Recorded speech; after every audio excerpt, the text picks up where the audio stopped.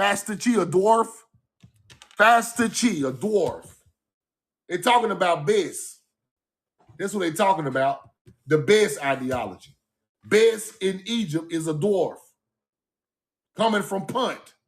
Same thing. That's what they're talking about. Fastachi.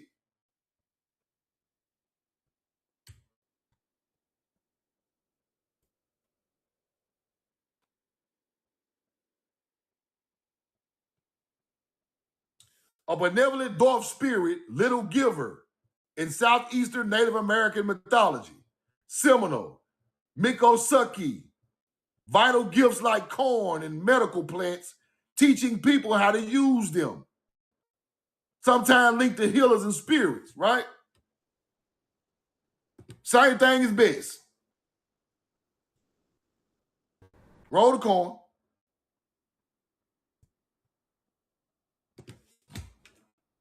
Let's go look at Bes in Egypt.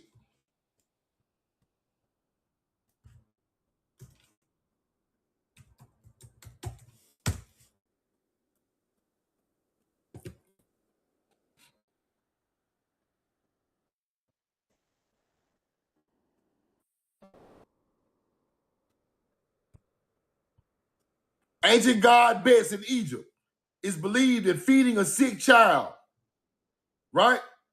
Cure the illness. Bes was a protector of children and health. Bes is, they got a whole company called Bes that sell medicine today. That's crazy. Because they know where that shit come from. Bes had medicine and agriculture, another deity. Same thing of the Seminole. Let's keep going. Right there. Then you get the Mayan with the cornfield. Right here. He carried a bag of corn and taught the Seminole how to grow, grind, and store corn for food. The Hurons of northeastern North America worship Ayoshika, Ayoskiha, who made corn, gave fire to Hurons, and brought good weather. Let's keep going.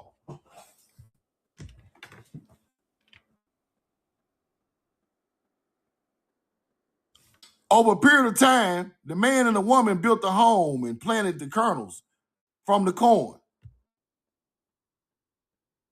The man awoke, helped a beautiful woman down from the corn stalk. These American stories. Let's keep going. The Hopi Indian, the Sakwa Mana themes are prayer, communication cycles, harvest, health, and joy. Mana. I told y'all that was corn. Mana is the same thing in the Bible that fed the Israelites. Mana. There you go right there. The blue corn. Roll the corn. Mana. Let's keep going. We know the track. Put a 2 in the chat. Put a 2 in the chat. Put a 2 in the chat. It's finna get deeper now. Stick with me.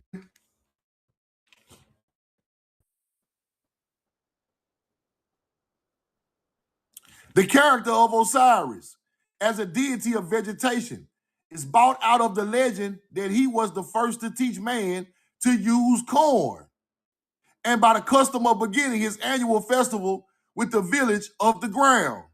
He is said to also have introduced the cultivation of the vine. In one of the chambers dedicated to Osiris in the great temple of Isis in Philae, the dead body of Osiris is represented with stalks of corn springing from it. Fire. Graphic way of depicting Osiris as a personification of the corn.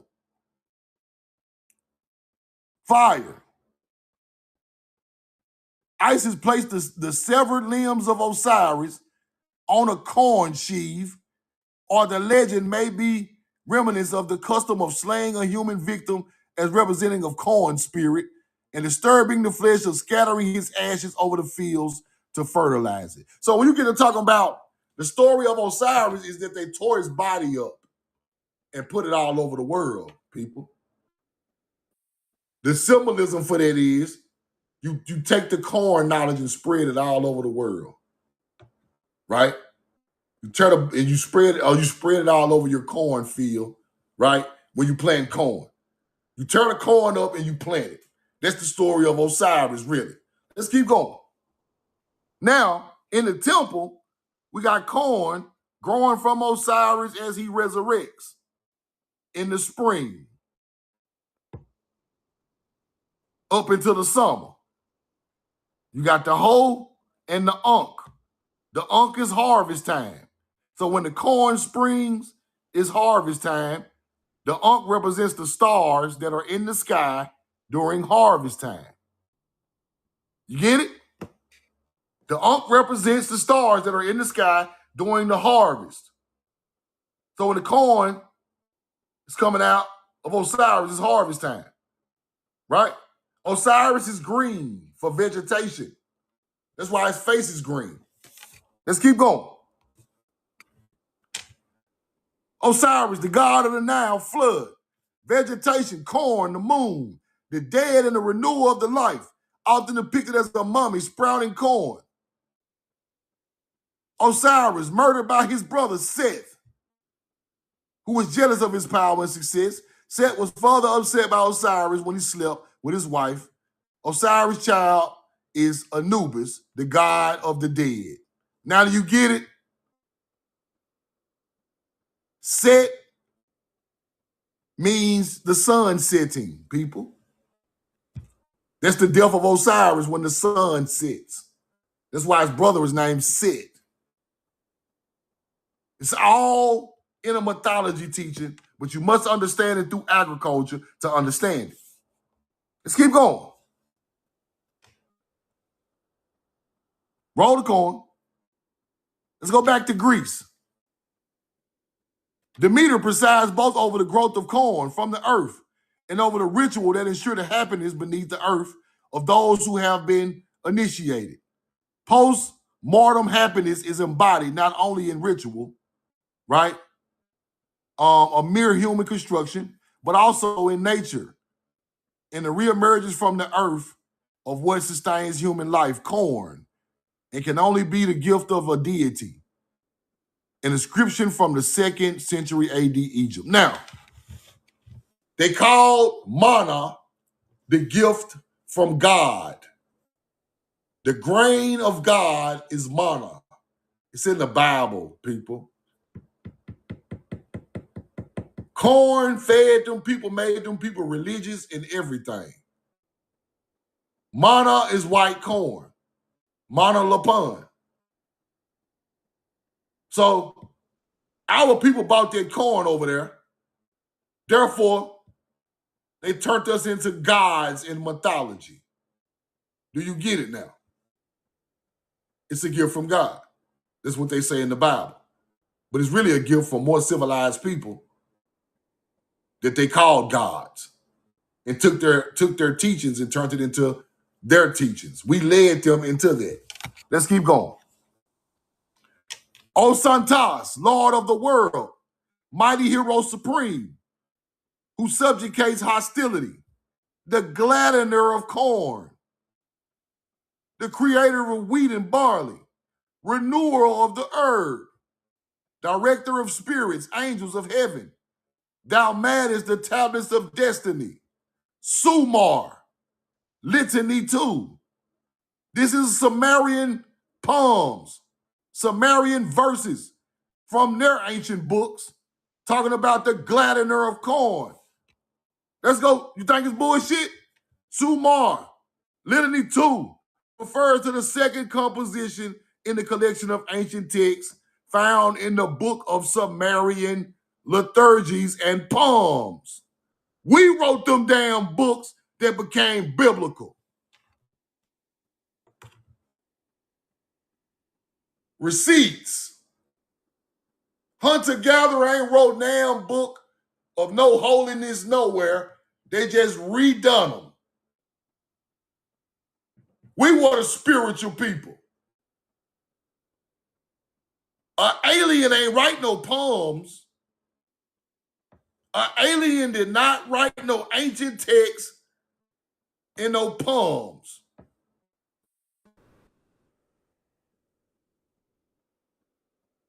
Ancient Sumerian texts were categorized by Latinese, by the scribes who wrote them down in a theological treatises concerning the deeds and characters of great gods. Now, in that book, they talking about the gladdener of corn. There you go. Where them people come from? You get it now? This ain't no damn alien flying down on no goddamn ship, sprinkling no fucking DNA. Stop teaching that stupid shit to my people. These are American gods. Because they brought the civilization and knowledge to hunter-gatherers. You get it now? The corn go right with the language, go right with the people. So when you teach bullshit, you take the power away from the civilization bringer of the earth. You give it to entities that ain't got shit to do with us. Entities that are made up. We got real blood, sweat, and tears in shipbuilding. Irrigating rivers to make the whole area flourishable for crops. Your ancestors done great things. We're not gonna get into no motherfucking alien. Why the ship ain't laying yet? Where the hell is the long cigar, long ass black alien ship? Where is it? I thought it was supposed to land on Thanksgiving. That motherfucker ain't coming. That is misdirection trying to hide you from who really built that shit. Where in the fuck is the Anunnaki gods? I'm gonna tell you what they is. I'm gonna tell you exactly what the Anunnaki gods is. Right in this motherfucking live. Anunnaki is Hebrew. The first agriculturalists on the fucking Tigris and Euphrates River. Your bloodline connected from this land connect right to them people before they were taken out over there. Do you get it now? Y'all the damn Anunnaki. Your ancestor one was the gladdener of corn. Not no spaceman. Roll the corn. Fuck the spaceman. How a spaceman bring us agriculture from another planet and every planet is different?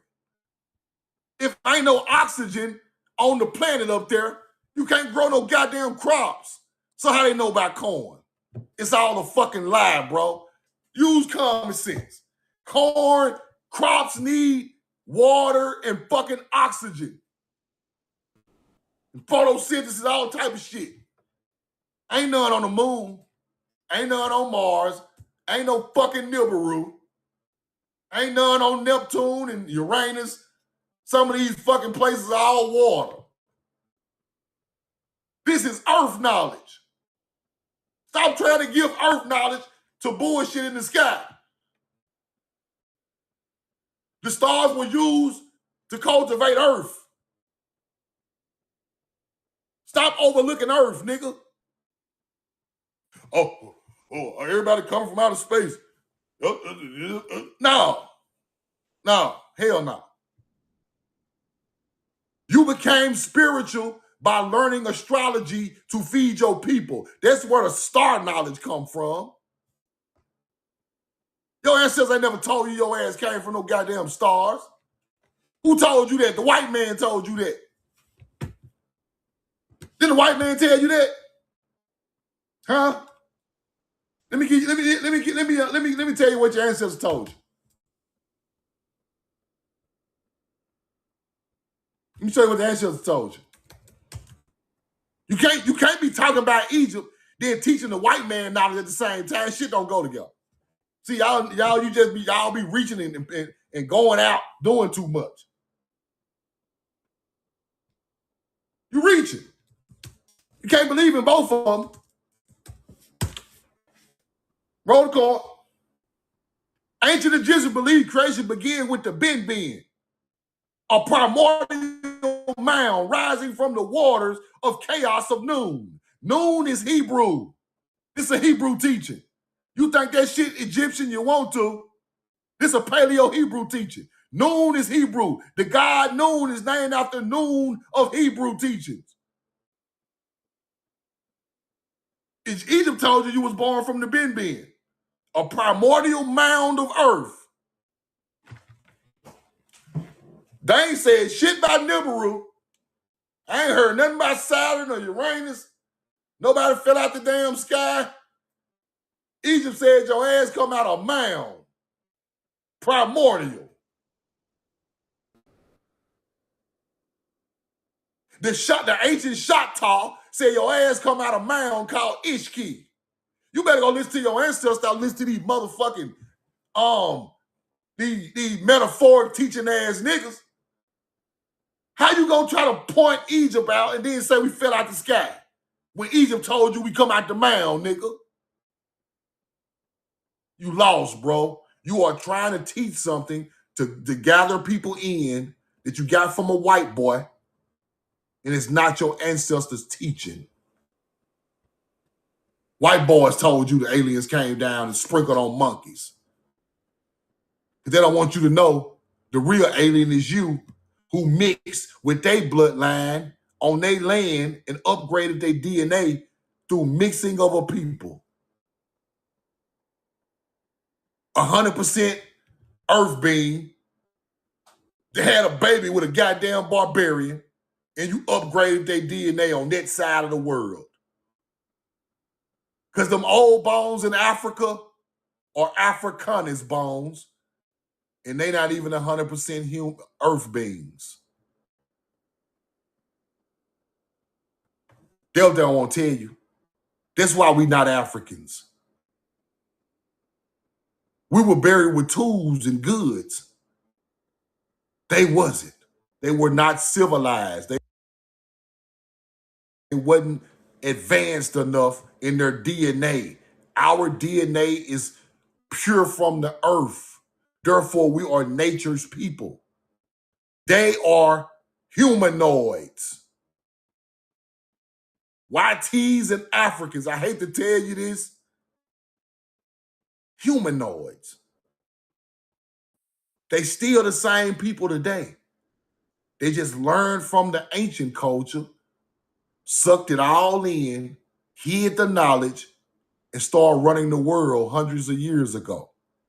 But we ran the world for thousands of years.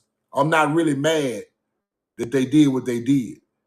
But it's time for us to take this shit back. They had to, everybody get their run, right? Everybody get your run. I ain't mad at you. You won the ring this year, but we finna win 10 straight championships. You got your little one ring, hunter-gatherers, but we finna come back in 72 and 10, y'all ass, like the Bulls. Once we connect back to our true history. Let's keep going. Roll the coin. Now that's where that come from, Sumar. Talking about corn. You see it? This is why I tell y'all, these people, I see this when I study this stuff. That's us over there on the Tigris and Euphrates River in the Fertile Crescent. Look, the corn spirit. Hittite, early Gothic corn spirit, archaic Hittite rock. The man got small corn in his goddamn hand. Right there. These melanated people, bro. These ain't no damn Arabs. Arabs got their culture from these people.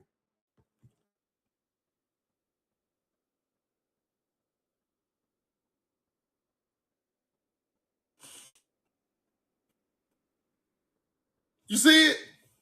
These real artifacts. Let's keep on.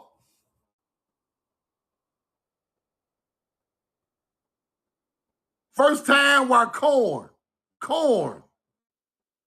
Corn. Roll the corn. Corn.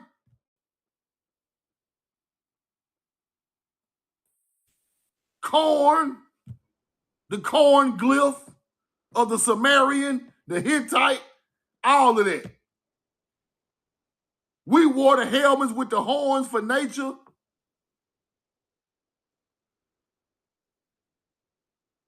The vine come from our people.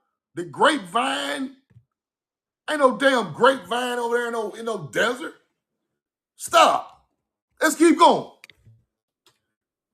The taxi as Michael the Archangel bearing raised Celtic cross with corn, sun goose of Phoenix of the Phoenician coin in the 5th century BC. Let's blow that up. They go to coin right there on the damn coin. Phoenician. Now, why is Michael the Archangel considered evil? That's what you got to figure out. Let's go back so you can see his name again. Let's go back and see his name again. Michael the Archangel.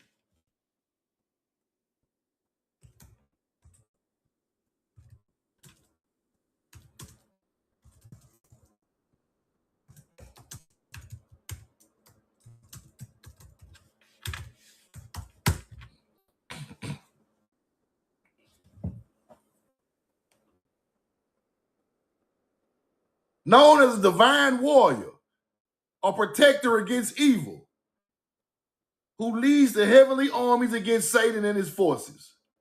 But his portrayal as a villain in some modern media, like Lucifer, stems from fictional adaptations exploring complex character dynamics, making him the antagonistic to the protagonist. He is the ultimate champion of God, embodying justice, defense, and final judgment, standing against darkness.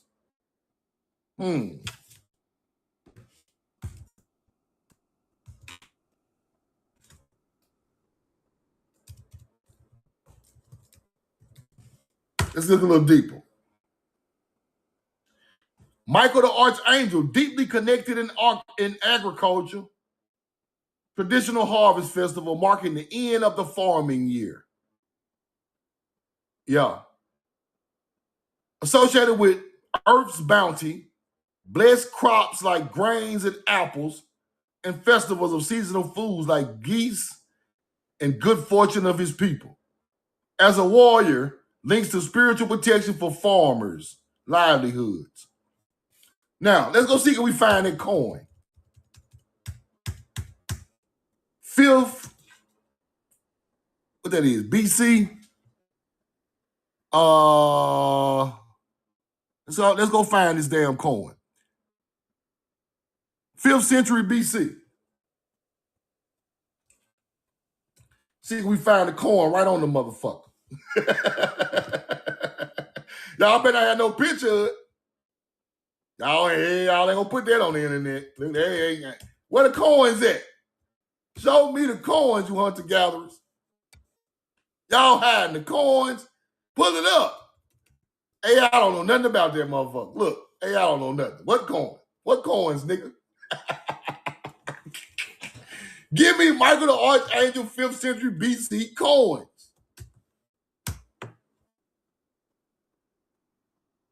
Where is it? Where that motherfucker at? Y'all got it somewhere. You hunter-gatherers got it somewhere. Whoa. That it? No, that ain't it. Give it to me now. Y'all got it. We know the truth now. I can't find it. I can't find it. That coin right there is not, hold on. That one got the sun goose on it. So sun goose on one side, maybe we can find it like that. So you got to go around these hunter-gatherers trying to hide the knowledge. Sun goose, corn. Let's go that way. Might can find it like that. Can't put that corn on there. Sun goose. Now I see I see this depiction, but I don't see the real corn. You motherfuckers. Y'all ain't gonna show that shit. Y'all is not gonna show that. Let's go look at this one. I can't find, I'm gonna find that corn. I'm gonna find that corn. That's all right. We'll go back. I'll find it another day. They ain't gonna let me get it. They ain't gonna let me get it. They I don't even know where that corn is, but it's in the old books with the corn. Let's blow it back up. Right there. With the Celtic cross, which is a mound builder cross, and there go Paleo Hebrew on the corn right there. It's Paleo Hebrew right there. Let's keep going.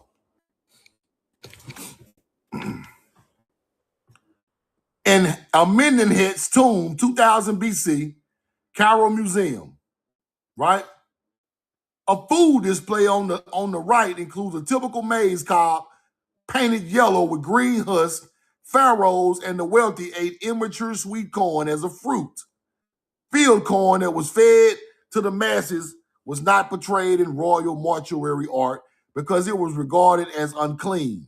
The new kind of sweet corn, the corn of Osiris, became popular during the kingdom as a magical food of immortality. It came from the Western Duat or paradise. It came from the Western Duat or paradise. This is what they talk about when they talk about their ancestors. So when you pass away, your soul go back to the Western Duat or paradise. That comes from their ancestors from Timeri. That's where that comes from. Roll the corn. That's exactly what that means. Let's keep going. Very sweet, succulent. In Egypt, the corn of Osiris. Special kind of corn that was served to royalty and the priestly participants. Several months until immature cobs appeared at the very top of the stalks. Pharaohs ate it. Sweet corn. Roll the corn. We know the truth now. Y'all acting like these people ain't from here. Y'all better stop fucking playing. I'm gonna tear history down my fucking self. With real receipts, they go right along with the truth. Them people come from here in the first dynasty of Egypt. Then y'all took it over later on. Let's keep going. Now, the maize god, the Maya, right? Same stories. Popol Vuh, the sacred Mayan book, describe how the gods formed the first human from dough made out of yellow and white maize after their attempts to use clay and wood had failed.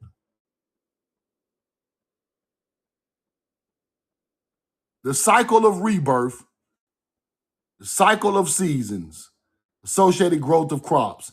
This is the same teaching of Osiris, people. Same teaching. Let's keep going. Georgia, green corn, native gold. Ancient corn in Georgia. Culture of Indians, right? Mound building culture. See the mound building culture? That sacred corn. This is the ancient culture of all them other cultures. That mound building culture of your ancestors in America is the ancestors of them, because this the oldest culture with the sacred corn. Let's keep going. Nippur in Egypt, or Nippur. the god of grain, Nepit, right? Let me show y'all something about them people.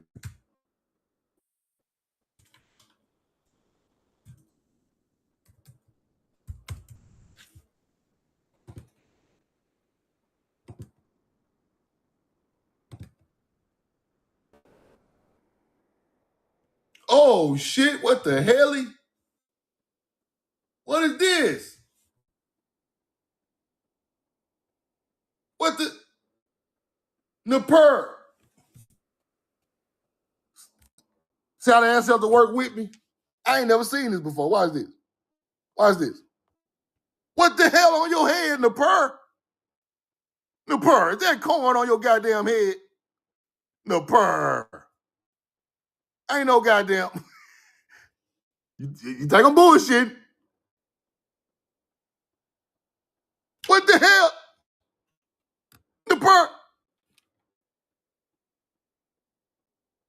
The god of grain? Corn?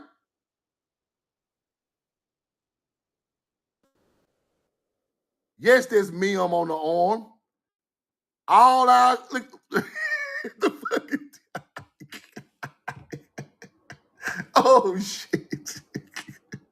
Oh shit. Oh, the code is breaking on his own. I wasn't even looking for that. Why y'all put corn on an Egyptian head? What the fuck? Bring that back over here. Oh my. Oh man. Oh my goodness. Let's go back. Damn.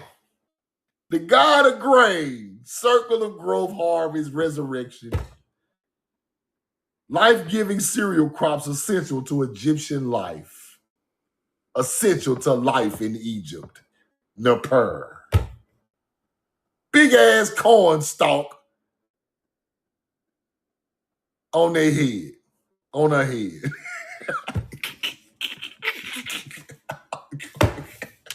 Man, I'm through, bro. God damn. I wasn't even expecting that. That just come from the ancestors. See, once you get on the right track, the shit just fall into place. I ain't even looking for a heart.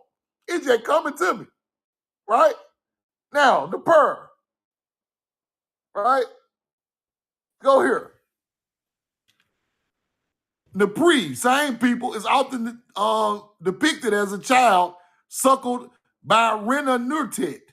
The priest's body was dotted with represented grains of corn. Damn. The hieroglyphics that write his name similarly include the symbols of grain. The Pur's mother was identified as Renu Nutet, who gave out the Ren, a person's true name, and who was also identified as a source of nourishment. Here you go. Damn. Damn, damn, damn. That's where this come from. Hold on. Nippur. Hold on. Child and mother. Hold on. Hold on. Hold the fuck on. Depicted as a child or youth, whose mother was the goddess Renanutit, the goddess of nourishment and the harvest. Now, hold on. This is how you break the code right here. This code breaking. This breaking codes right here. This breaking all bullshit. Nippur, often depicted as a child, right? The goddess of nourishment, suckled by her, suckled by the mother, right? Suckled by the mother. This right here, yeah. Yeah, that's where they get that from, huh? Okay. Yeah. Yeah, right here. Yeah, this shit, yeah, this. Yeah. Uh-huh. That's where the depictions come from, huh? Uh-huh. Interesting. Nippur. Let's check it out. This is wild. Where the pictures go? The Lord of the mouth of nourishment. Nourishing your people was very valuable, people. Lord of the mouth for nourishment. He who makes bread and creates crops. Napur. Right? Prosperity of barley and wheat crops in ancient Egyptian cultivation, agriculture as early as, if not predating, the aspect, if not predating, the aspect of Osiris. Hold on. Whoa. Hold on.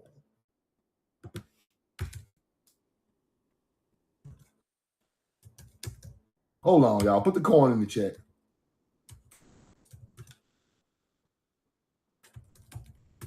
I gotta look for something now. I'm looking for something else now. Something else that just got to download.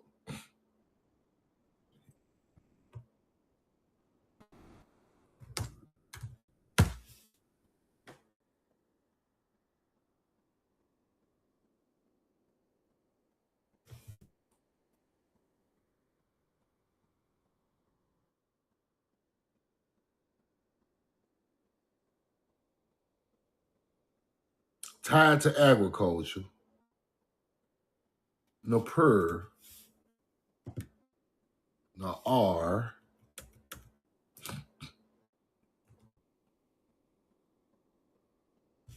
Naar. N-A-A-R. N-A-A-R.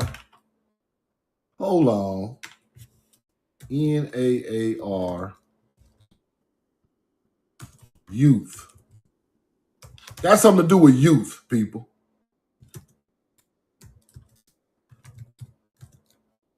Got something to do with youth. And there it is.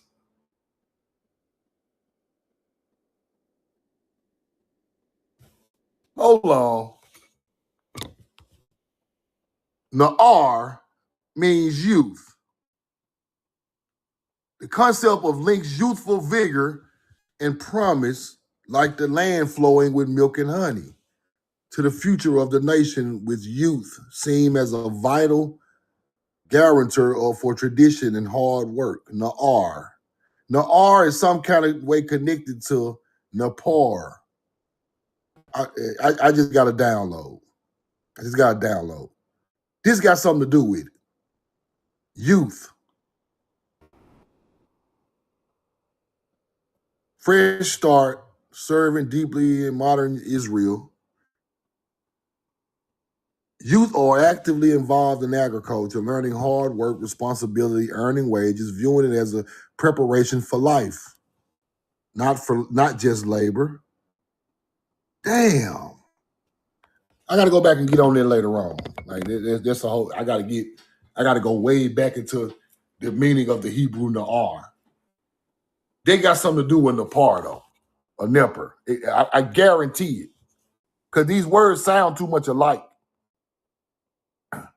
That's fire right there. That's just some shit I just be on. I'm tripping. Let me get back on track. I'm going to get on there later. But youth, mother. So I be fucked up, man. Y'all stick with me. Roll the coin. Now, I'm gonna research that though. Don't get that twisted. Once the myth of Osiris and Isis had begun to be told, since Osiris was now a life and death rebirth deity, in common with many cultures, his story was associated with the annual harvest, the annual disappearance of the visible life in the crop. Thus, at this point, Napur became considered merely an aspect of Osiris, as much more significant god, gaining the title, one who lives after dying. So this Napur and Osiris and all this stuff go together. We already seen Osiris is the gun, coming from some type of Hebrew Phoenician teaching. Then you get Napur, which goes with Na'ar of youth of agriculture, teaching youth agriculture in Hebrew. It's a big connection. I ain't never heard nobody put that together, but I hear it. I see it. Let's keep going. The figure of the purse dotted with grains of corn. And the Nile gods are shown as fat farmers with hanging paunch and breast. The same being true of some of the accompanying divinities, and alternation being intended of male and female according to interpretations. Let's keep going. Osiris, supreme god of resurrection, closely associated with the life-giving force of nature. The emergence of living, growing, and planting from apparently dormant seed hidden within the earth was regarded by the Egyptians as a metaphor for the rebirth of a human being from the lifeless husk of a corpse. The concept translated into physical form by the fashioning of images of Osiris out of grain, earth, and grain. These corn mummies were composed of sand, mud, mixed with grains of barley. They generally have Osirian attributes and are often represented with an erect, that's something else, symbolizing fecundity or fertility, right? Wrapping of mummies and Osiris in the mouth of the kiosk. I broke that word down the other day too. Got something to do with some more shit. The corn mummies were then carefully buried in sacred spots specifically designed for that purpose. Now this is a corn mummy. Corn mummy in wooden coffin.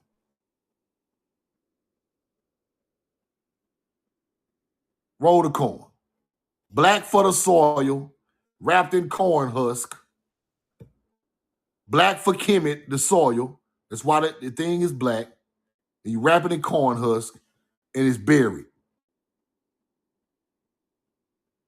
Fire, representing the face of Osiris. Seed, plant from the dormant seed hidden within the earth was regarded by Egyptians as a metaphor for the rebirth of human being. Osiris, supreme god of resurrection. Corn mummy in 600 BC. Let's keep going. Horus, or the Illiphalic of moon, each of whom is the role seems to have absorbed the fertility aspect of men. Only once are these deities replaced at Edfu by Osiris. Osirianized version is that the thrashing floor was regarded as the site of the grave of Osiris in his role of the dead corn god, and the calves by their trending of the corn. And trampling on the floor was supposed to hide the grave from Osiris' enemies. It may be concluded that these texts do not provide evidence of the god's early association with corn. The dramatic Ramesseum papyrus, on the other hand, does. The only reservation one feels implied to make is concerning the date of its commentary of the rite. Let's keep going. Now, this is what they're talking about. Right here. The Ramesseum papyri. This is written, right? This is written, ancient artifact, the Ramesseum papyri. Let's go look. Thou the king has thrashed the barley, thou hast reaped the corn. In the ancient writings of Egypt, thou the king dot plow the barley and reap the corn. An important article, has attempted to trace the early history of these practices. He refers to the celebrated example in the tomb of Tutankhamun. Carter describes it as comprising a wooden frame molded in the form of that of god Osiris, hollowed out, lined with linen, filled with silk from the Nile bed, and planted with corn. Fire. This is what they were doing. Appreciate the block, Casey Macon. Start the break. Throw the lob on the other end. Now, this is what they're talking about. Y'all go check this out. It's in the British Museum, way over there. And they talking about Osiris lined and planted with corn. Some type of ritual they done in ancient Egypt. Tutankhamun even had it in his tomb. Fire. Let's keep going. Now let's go to the Bible to end all this off, because I want y'all to see what the Bible is talking about. We were binding sheaves in the field, and lo, my sheaf arose, and also stood upright, and behold, your sheaves stood round about, and made obeisance to my sheaf. A sheaf of corn, a bundle of harvested corn stalks tied together after cutting. A sheaf of corn. They say a wheat of grain, but we're going to keep going. Masonic sheaf of corn. King Solomon represented part of the wages reaped from the master mason's labors. What they were growing. King Solomon. They use it, the masons use it to represent the fruit of their labors. Our sacrifices we have done to deserve. You reap what you sow. That's why the Freemasons used the sheaf of corn from the ancient culture. You hunter-gatherers. It's in the Bible. Sheaf of corn. Sheaf. Let's keep going. The plenty of the harvest. Corn, wine, and oil have been associated with the harvest and the plenty since King Solomon's time and before. Now here go the Masonic wages. When King Solomon requested King Tyre of the Phoenician, the wood, cedar, fir, and algum, which came from Lebanon. Lebanon is a Phoenician city also, named after a city over here, for which to build the temple of Solomon, he promised payment of wheat, barley, wine, oil. The Masonic sheaf of corn represents the charity to the less fortunate, as in these excerpts from the Bible. That's what they say, but we all know they're not holy like that. They be acting. Let's keep going. No one knows for sure whether corn, as we know it in the United States, is the exact grain that the Hebrews in Israel during King Solomon's day grew for food. It's exactly what it is, and you hunter-gatherers know it. King James Version of the Bible mentions the word corn over 100 times. The Old Testament. Roll the corn. Corn is featured heavily in the Bible because the Americas are the land of the Bible. Ears of corn, corns in the husk. Green ears of corn and full corn ears of corn are not enough to allow them to see the corn in the Bible as a significant key to understanding biblical geography. You are here, and when you have finished journeying with me, thou, corn in the Bible, you will see things that have escaped the eyes of the most learned scholars, professors, historians, and religious leaders. Keep going. And they did eat of corn of the land on the morrow after to have sacrifice, right? With unleavened cakes and parched corn, the very same day in the Old Testament. Cummins of Jericho. And they eat of the corn. Let's keep going. Bible. Corn, the gun in the Bible. Shabor, bar, shaber, kwama. Dagon, gorin, Dutch, dish. All this stuff in the Bible. Carmel, Gadish, Bor, Lacham, Chatzer. All some type of corn. The word corn appears 102 times in the Bible, 94 verses in the King James Version. How is this from America many centuries later? However, you will not find the word here in a list of every instance of the word corn in the King James Bible, all through it. Yeah, Abib. You're exactly right, Abib.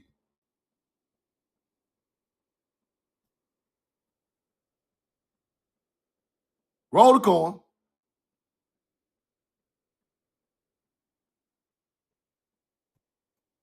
Common name for maize from the Tahino. Maíz is corn. Corn in Germany with the K. See it? Roll the corn. All these cultures. 7 sheaves of corn. Pharaohs. Insomniac. Premonitions refer to 7 sheaves of corn. Columbus had not yet discovered America during the time of the Pharaoh, so pharaohs clearly not dreaming with corn on the cob. The corn to which he referred was rather one of 5 grains. Yiddish speakers are similarly prone to the confusion since they often use the term corn with a K to refer to the grain. Yiddish. Let's keep going.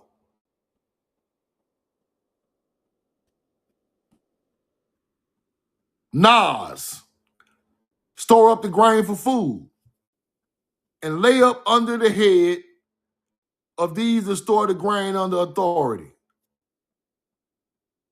Stored corn from Joseph, stored grain, right? But it say gather corn as the saying in the King James Bible.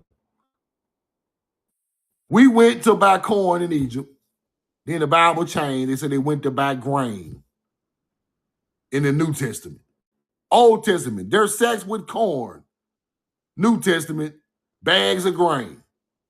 They are changing corn to grain as the book goes, people.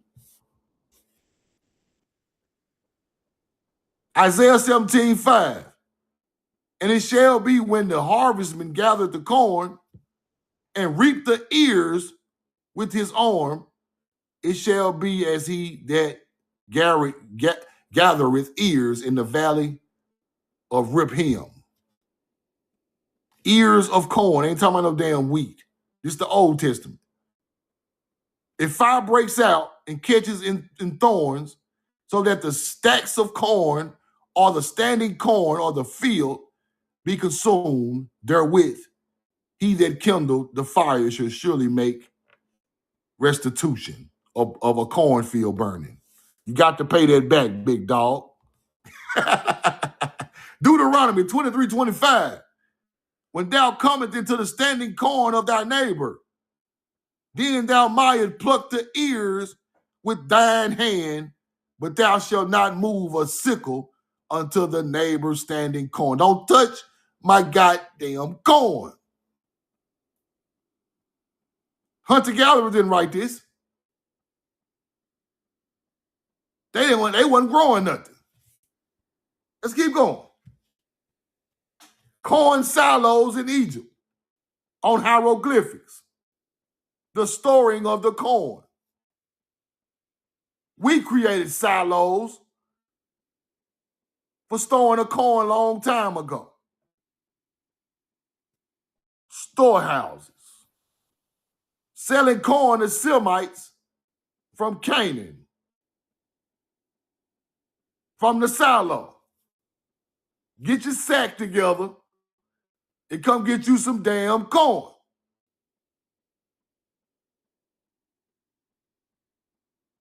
Come on with your sack. Now, Joshua 5:11, and they did eat of the old corn of the land on the morrow after the Passover. Unleavened cakes and parched corn in the self-same day. 5:12. And the manna seized on the morrow after they had eaten of the old corn of the land. Neither had the children of Israel manna anymore, but they did eat of the fruit of the land of Canaan that year. Manna is corn. Manna. Now, the Lenape Indian mound builder, Lenape, what was their old name? Mana Lapan.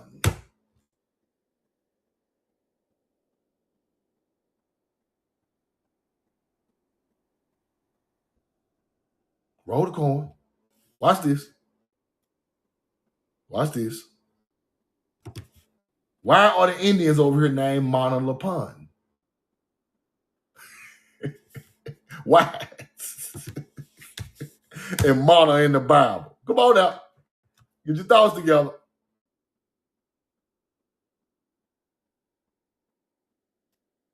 Roll the coin. Hold on. Lapen.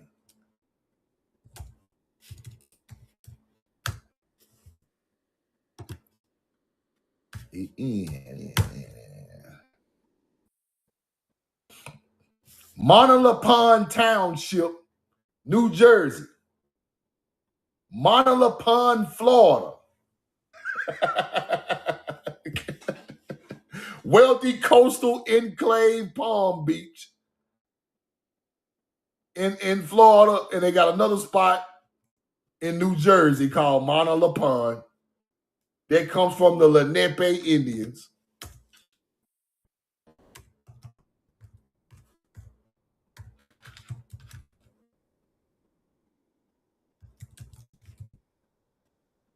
Watch this.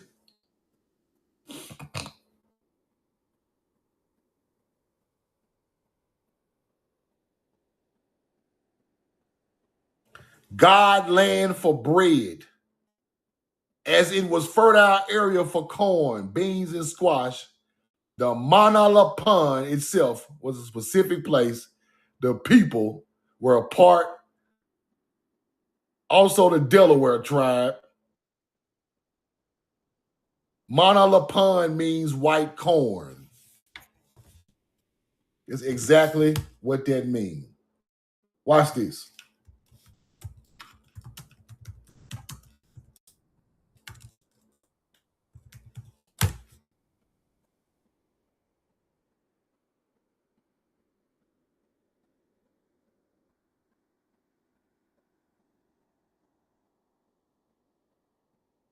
They changed the word from Lavan to Lapan in the Bible, meaning white or pure. Laban means pure and white, but Lavan is Hebrew. It's the same thing. They're changing the words, right? Mana, white corn. Now, mana in the Bible is white corn. It's white grain. Watch this.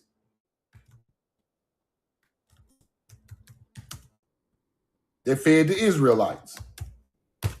Same words. Yes, biblical manna is described as white substance, seeds that tasted like honey wafers, miraculously fed the Israelites in the desert. White corn.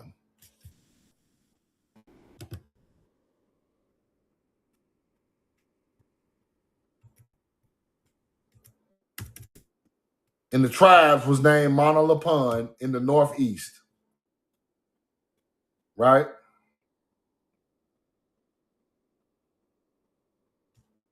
All this stuff go together. Roll the coin. Any questions, throw them in the chat or hop in the box real quick. Any questions, throw it in the chat or hop in the box real quick.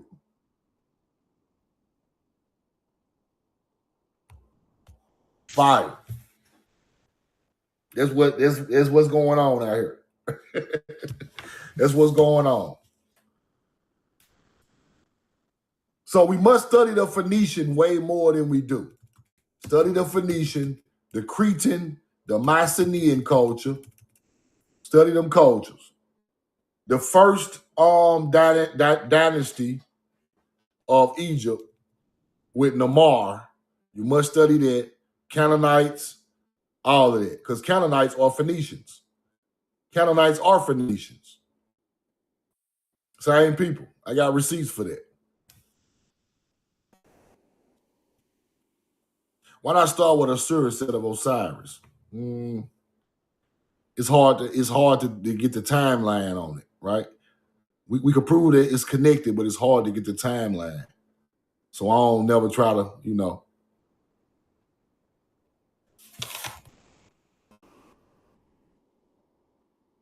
Different story of history. You got a comment? Question? Yo. You hear me? All right. Newsroom 16. Question or comment real quick? Peace, brother. Peace. Yeah, you mentioned some good society because they are the creators of Western society. The Phoenician pantheon and their language created the Greek culture. Yeah. So to paint them as not being connected to Africa is to distort history as if they originated the culture in Europe, then going back into Kush. So what you saying, that it's an African connection with the Phoenician? Yes. Okay. Because Phoenician? when you read history book, they'll tell you Alexandria the Great followed the pantheon of the Egyptians. And that was Zeus Amun, Amun Ra. All right, let me show you something.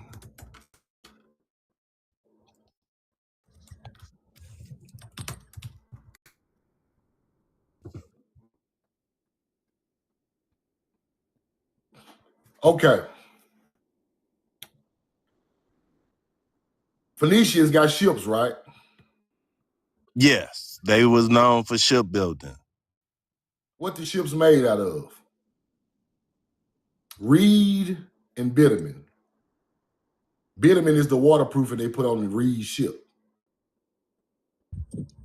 Don't you know on the Great Lakes they got artifacts on the side of the Great Lakes with the copper the Phoenician had. Big monuments of ships of the Phoenician in the Great Lakes, carved right there.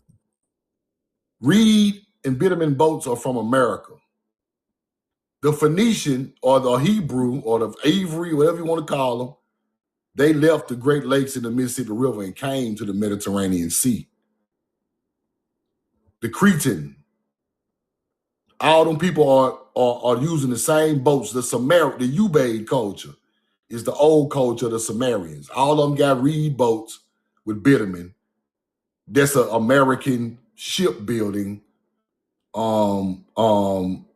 teaching, right? They don't come from over there. They got purple snails, bro, from Florida and the Caribbean that make the purple dye of the Hebrew. Them shells are not even from the Mediterranean Sea. So you got to get a little deeper, right? Those people, that bloodline, that language, and that teaching came from over here. And we sailed through the Pillars of Hercules and built up the whole Mediterranean. Athens, Alexandria, Tyre, all that stuff is our people building stone monument buildings with Corinthian or corn columns in the Mediterranean Sea. You ain't going back far enough. You got to go back to what they was doing, right? And you got to go back. You put the language. They bring the pomegranate. The pomegranate ain't from over there, bro. Then the pomegranate becomes a big fruit of the Hebrews. You got to look at what they were doing and what they were using, right?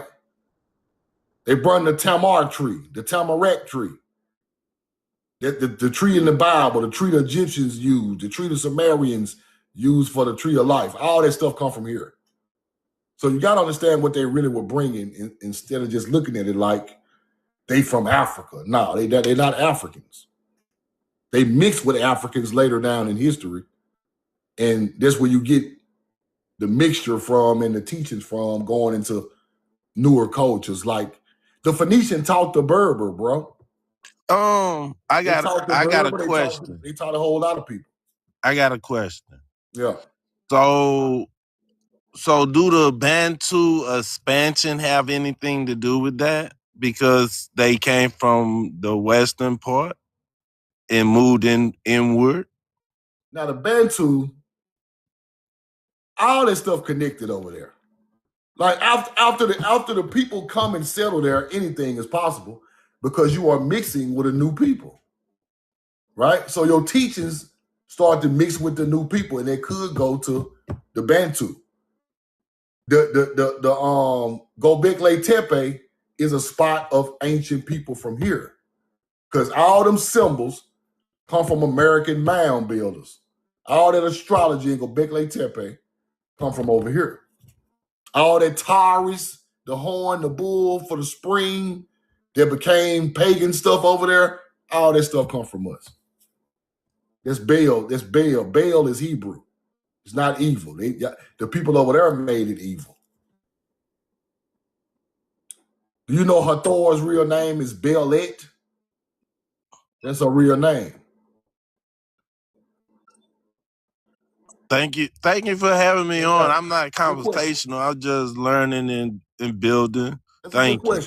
Good question, bro. Appreciate you. Good question. Newsroom 16. Follow Newsroom. It's a good question. A lot of people think that's an African teaching, but it's not. Elijah Graham. Let me get a question or a comment.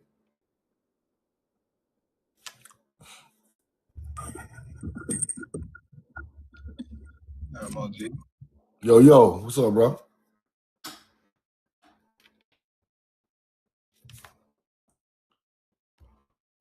Let's see.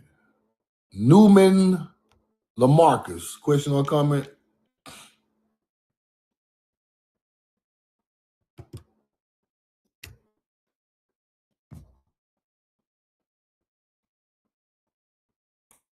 Becky 2 times. Got a question or a comment?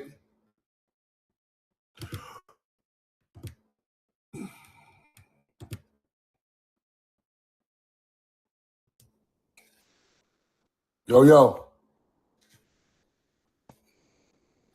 Let me show the dude just got off of here something. This is what you gotta study right here, bro. It ain't really about confrontation. That's just the way I teach, but we come in through the pillars of Hercules, which they named after we came through there. The Phoenician comes in here. He goes here, Carthage, right here, Sicily, Leptus, right? Memphis, Crete, Bablos, Sidon, the city of Tyre, the Phoenician, circles back around Crete. The Macedonians live up here. This is a trade route, bro. You get it?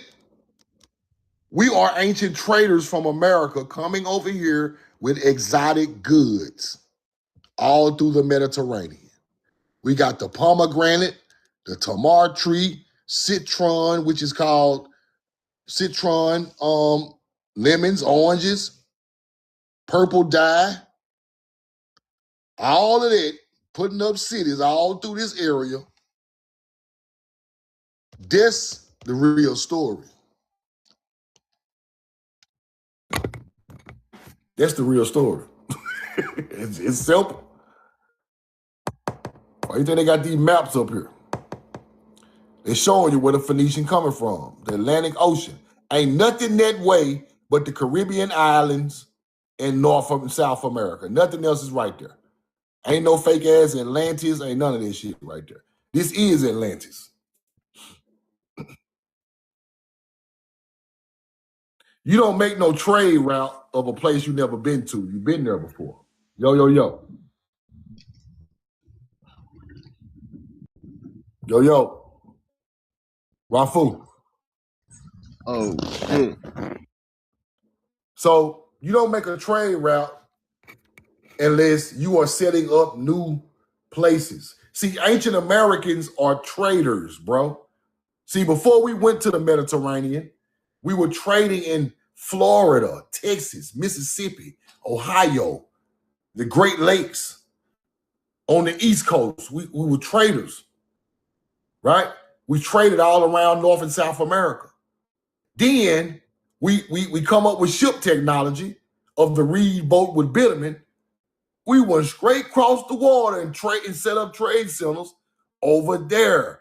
You must understand, the Nile Delta is a trade center. That's how it got there. No pyramids ain't sitting right there for nothing. That's a trade center, right? It's an ancient trade center. Athens, Crete, Greece. These are ancient trade centers. All them big ass buildings they call Tartarian buildings are places of trade and commerce of our ancient culture. We built them damn cities. Then people come back and take them over later and claim them, right? You have to understand our culture. Ain't no African left Africa and set up no trade center in America in BC times. Only Africans that do trade are the ones at the discount malls in the 1990s up until now. The ones selling the knockoff. Them the first Africans to do trade on American soil, bro. I hate to be funny, but they Africans ain't brought nothing over here.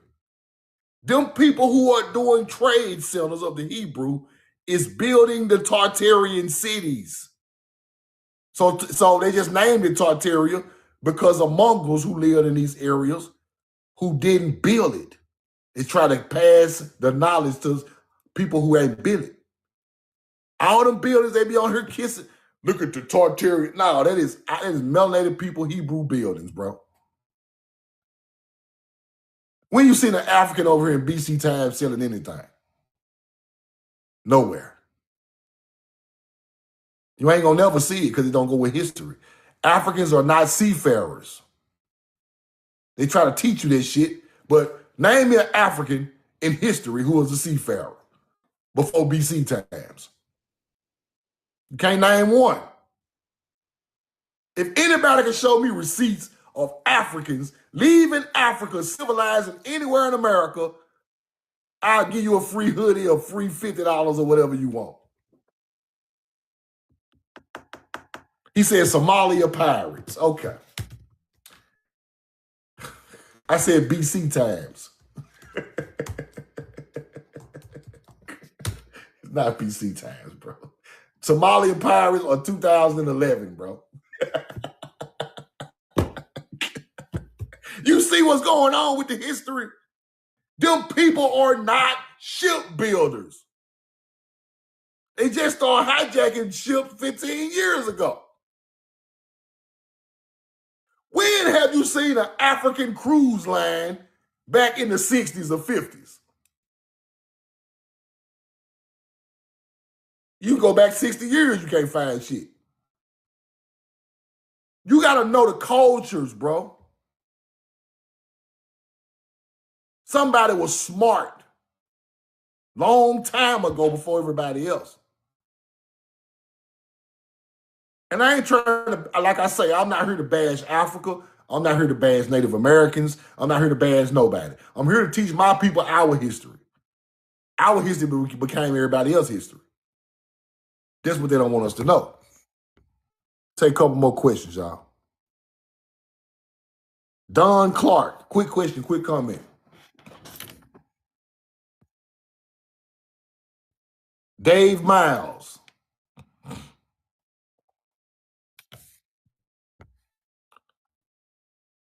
Tone Low, got a question or a comment?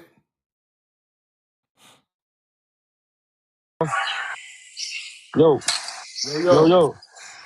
Man, I appreciate all you doing for us, man, all the teaching you giving us, man. Appreciate you, I bro. was, Thank you. I was on Casey Macon page last night, right, and looking at some articles came out of Michigan, and it was a Spartan head on there, and it looked like the Spartan head from Michigan State. So did they still our that's our stuff too? Them Spartan heads, or these colleges, or these mascots, is that our stuff as well? Yeah, they call the college Michigan State Spartans because in that area, the Michigan tablets was found with Spartan, with Greek, ancient Greek type hieroglyphics on the artifact. So they call the college Michigan State Spartans. Okay, because yeah, I've seen that. I be checking out Casey Macon all the time, and I'll be looking at they pulling that stuff out of Michigan, and they just be coming up with the more I be learning from y'all, and I be seeing that Hebrew writing, and I'm like, oh, that's Hebrew, that's us right there. That's That's us. most stuff. That's us. That's That's us. most stuff they done stole from us. So, man, I really appreciate you bringing that to the light to us. When I could take it to my family and give it to them, man. Keep doing what you're doing. Thank you so much, bro. Thank Yeah. you. Y'all follow Tone Low. Follow Tone Low. Big Nine, what's up, brother?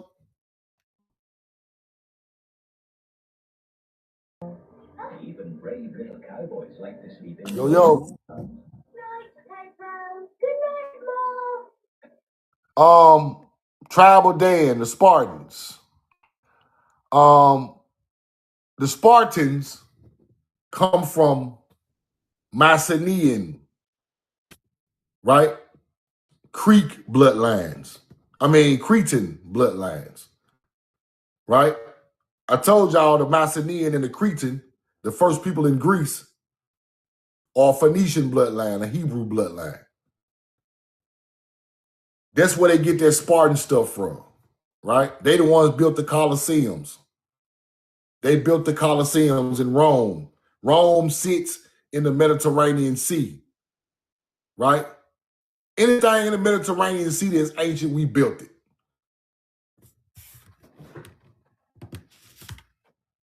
Athens, all of that.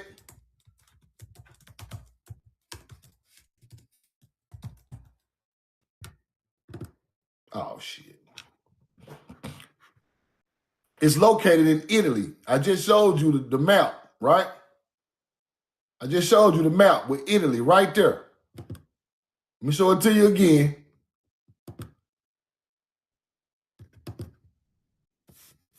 Let's pull up another map and show you what we're looking at, because people don't understand all the shit that was built, right? We built ancient shit in Spain. We built ancient shit in Morocco. We built ancient Italy, ancient Greece. Come on to Egypt, Tunisia. That's after Tanis, the mother goddess.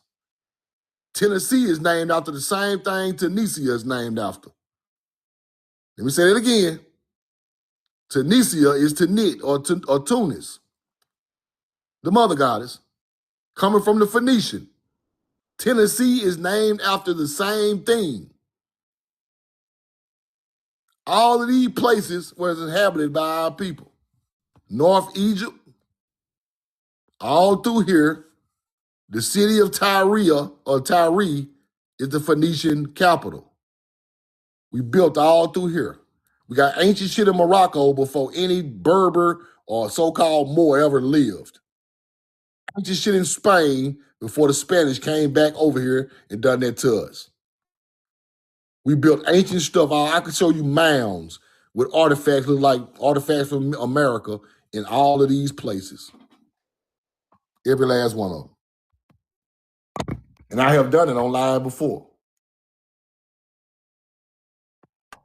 Mark, what's up, brother?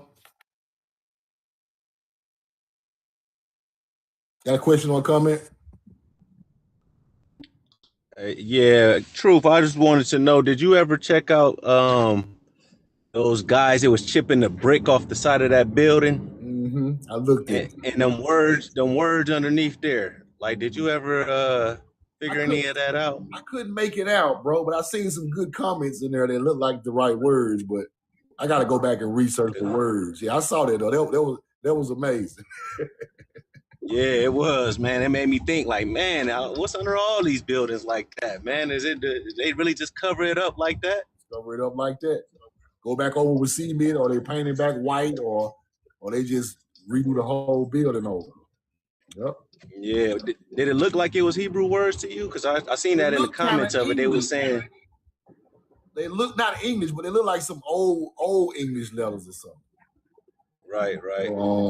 I'm gonna look back into that video though. I ain't got a chance to look at it real good, but I'm gonna go back and try to break that, decipher it.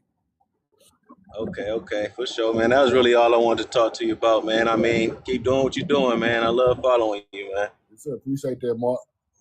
Appreciate that. Roll the coin. Follow Mark. He sent me that video. Appreciate that, Mark. China Harris, quick question, quick comment. Let me see. Ema, quick question, quick comment.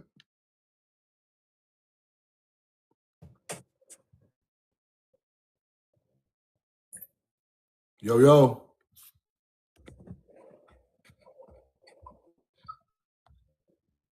Don't be scared. Rondo, what's up, bro?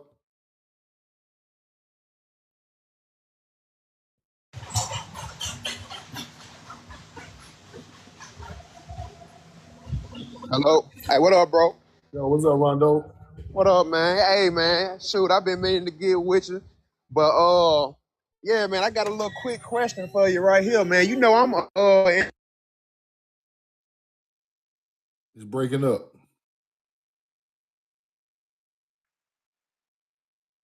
Yo. This too, man. What'd you say again? I couldn't hear you. I'm like 2 minutes from the Coosa River where I'm working at right now. I'm at work right now, but look at this right here. Let me turn my camera around. All right. Damn.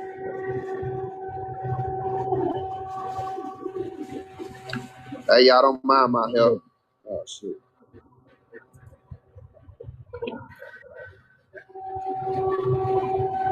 Hey, that's a mine right there, ain't it, bro? Yeah.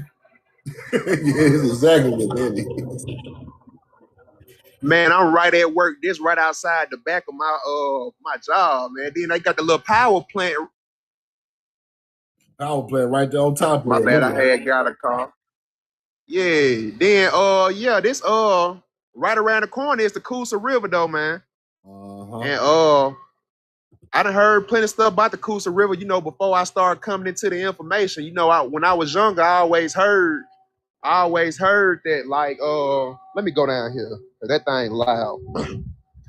I always heard that the Coosa River, it was a city up under the Coosa River by me, a city called Eastonville, and said they had one of the biggest cotton gins around for a long time. Now, but yeah, I just had to show you that, man. Just had to. Let me elaborate on that. Let me elaborate on what you're showing the people, man. The Coosa River, or the Mississippi Mound Builders built that whole city. It was called the Coosa Chieftain. Coosa River Valley. They got a site called Little Egypt out there. You know about they still got that out there? You said about the Coosa River? It's a site. See the No, that's the Coosa. The Coosa River so big. Coosa River in Georgia. Coosa River Valley do have mounds in it. But the Coosa, the one you buy, do have Mississippi era mounds. Coosa River in Georgia got Little Egypt mounds, 6-toe mounds. But you're right. The Coosa River is a Mississippian city. They got mounds all over that area. Called the Coosa Chieftain. Descendants from the Mississippi mound builders. That's where the mounds come from. Okay. Hey, and I got one more question. That's crazy. I got one more question. I'm gonna get out your way, bro. So, I was doing some research on my granddad and stuff. My granddad from I told you one time my people from Alabama and Georgia. You know, I ain't come across nobody from Mississippi, but Alabama and Georgia and Georgia. And my granddad was from Lumpkin, Georgia. You ever heard of Lumpkin, Georgia? They got like a mini, they got like a mini Grand Canyon out there, man. I was just researching where he was from, and all his people was from Lumpkin, Georgia. And man, I was just looking at Lumpkin, Georgia. They got like a I think that red clay out there. Man, they got some. It looked like a mini Grand Canyon out there. I was gonna ask you about that. You and Casey. I meant to get the ask Casey about it too, but it just now popping up in my head. But it's actually called the Little Grand Canyon. It's actually called the Little Grand Canyon. Lumpkin, Georgia. They're talking about the red clay. Our people dug red clay out of that area and done artifacts and made bricks to build with and all of that stuff. But Lumpkin, Georgia it's called Providence Canyon State Park. Providence Canyon State Park is called Little Grand Canyon of Georgia. Oh, for real? Exactly right. Yep. That's fine. Okay, that's crazy.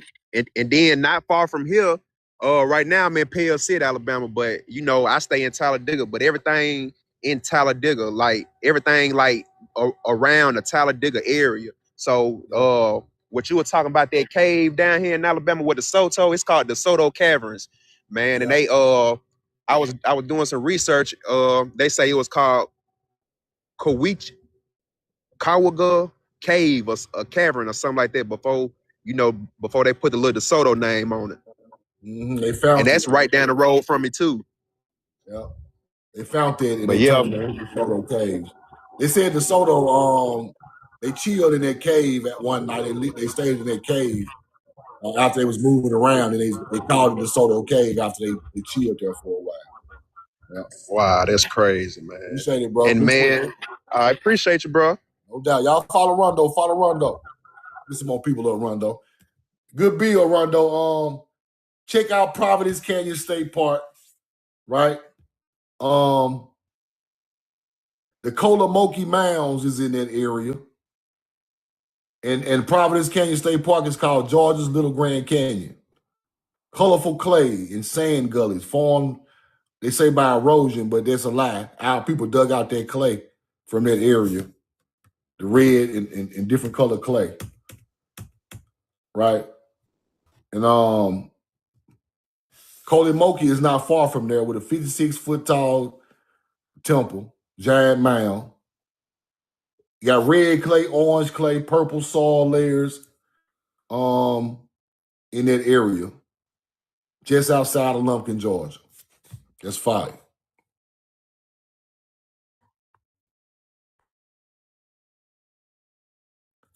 Yo.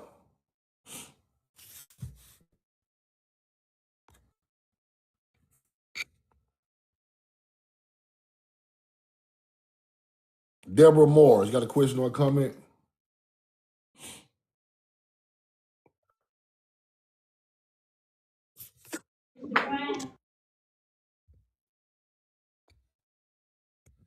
We get about 2 more people in here, y'all. Patrick Williams, what's up? You got a question or a comment?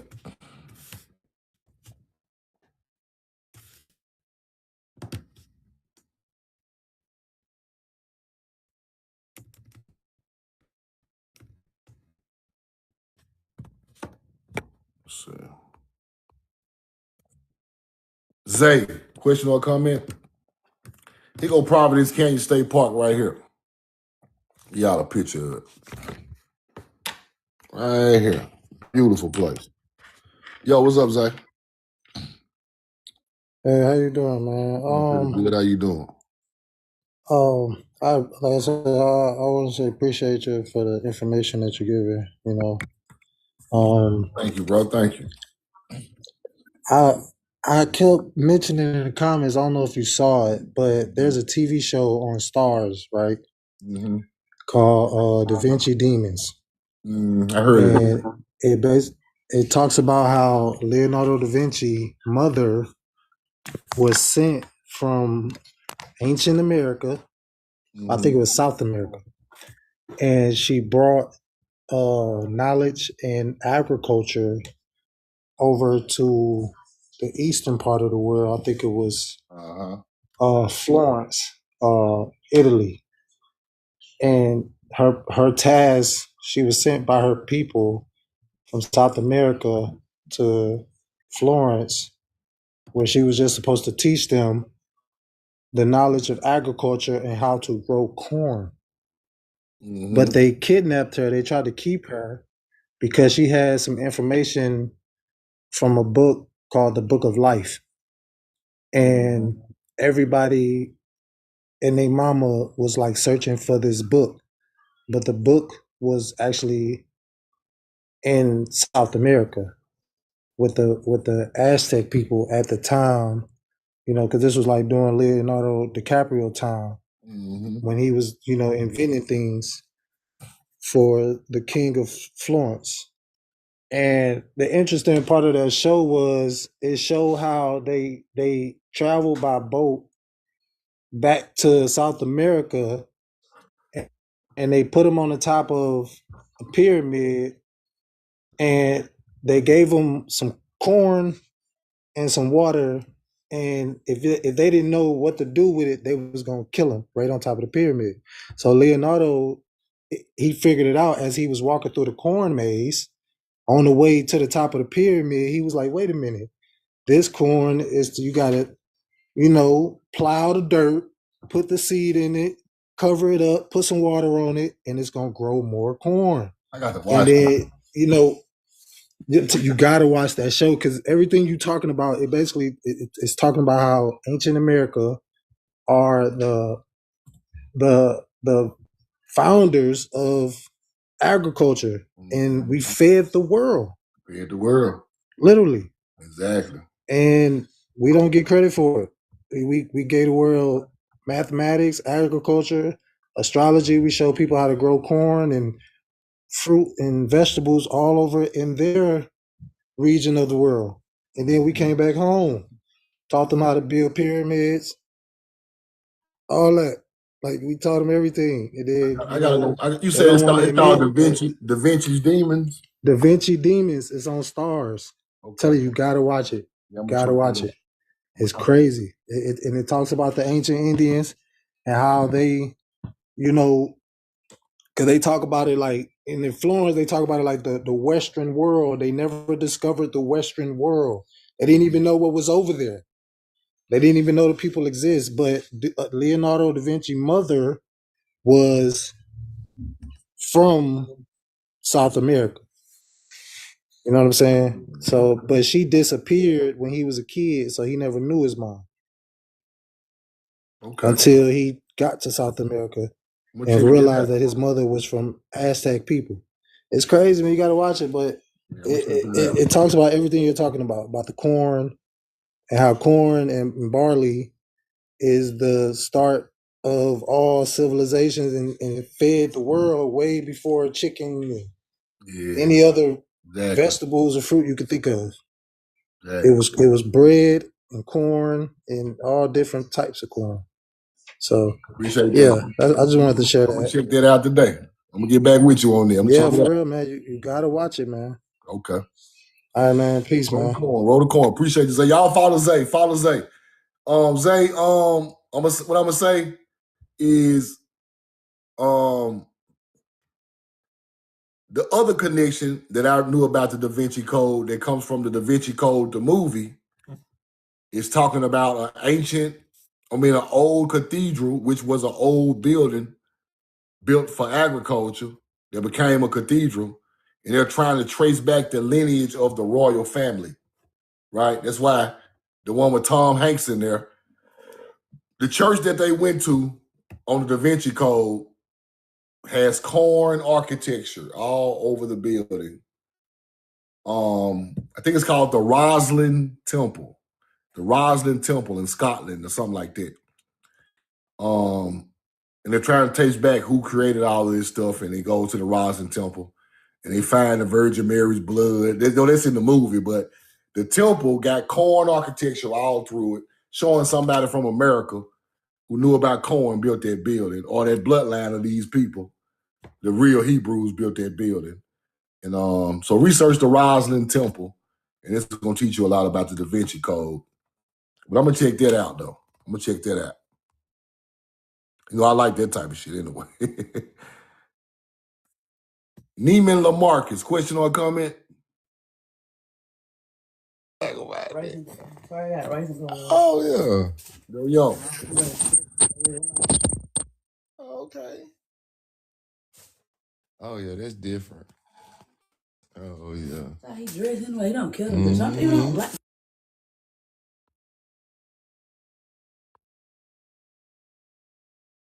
Easy penny bags. Question or comment?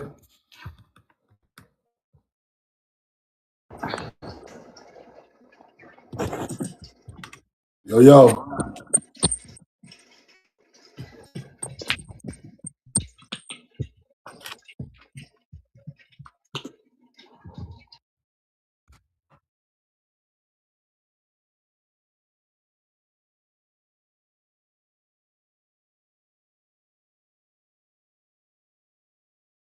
Yep. The Rising Chapel sparked theories of pre-Columbian contact before the Vikings or the Knights Templar with the Americas, where corn originated and was a vital crop in ancient Andean civilization like the Inca. While Da Vinci likely studied maize, the chapel carvings predate his time, linking the mystery of the New World plant found in Scotland. It's deep.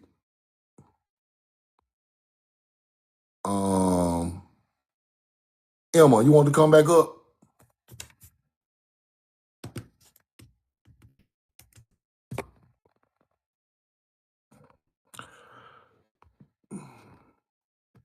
Leader. Question or comment? Question on this, man. Do you know the ancestors of the Cherokee Indians? Because I know that they was a part of the Mississippian culture, Southern Appalachian Mississippian culture, but I can't go any further back than what that is. The Cherokee got a link to a lot of tribes. That's what's crazy about the Cherokee. They link to the Algonquin and they link to the Mississippian tribes. The Cherokee had an ancient city in Tennessee that was connected to an ancient mother goddess, like I'm telling you about Tunis or Tunisia. The Cherokee had an ancient city in Tennessee, so the Cherokee are linked to some ancient bloodlines of America. But I'm starting to think it's more Algonquin, northeastern tribe, coming down a little bit like to Virginia and stuff like that, and Carolina. Yeah, because they came from the Great Lakes. Yeah, so it got a lot to do with the up north tribe, the ancient up north tribe, though. Algonquin, Delaware, Lenape, got a lot to do with the Cherokee. And they did mix with the Mississippian culture also, but their bloodline come from an ancient bloodline of America, though. For sure. It's more like the Algonquin bloodline. Algonquin is like the Micmac Indians.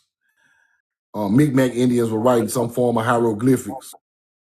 So they come from an ancient American bloodline, but I think it's more northern than southern. Yeah, for sure. Good question, though. I'll find some receipts on that and I'll do some stuff on that. All right, bet. Gotcha. All right. Y'all follow leader.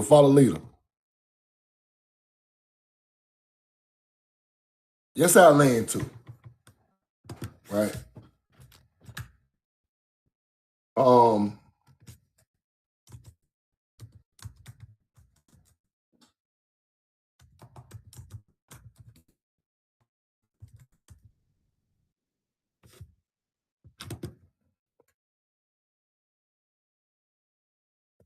See, the Cherokees are linguistically and historically associated with the Iroquois, right?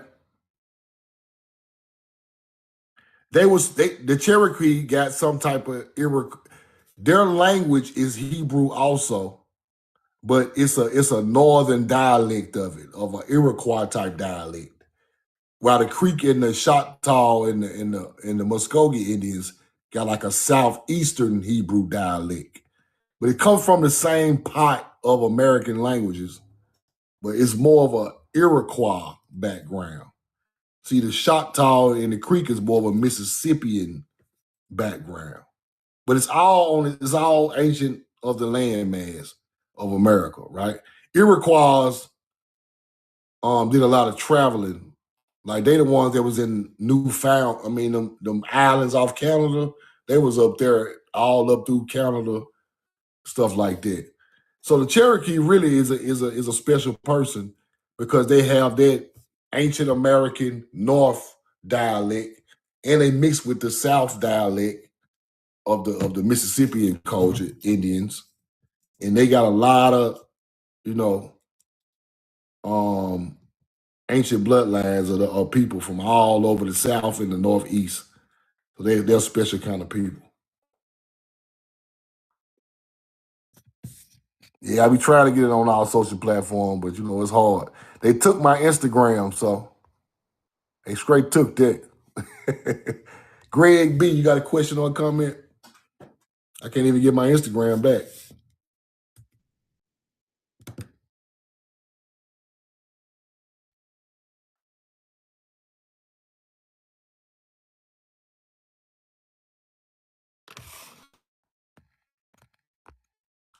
Johnny Wilson, quick question, quick comment.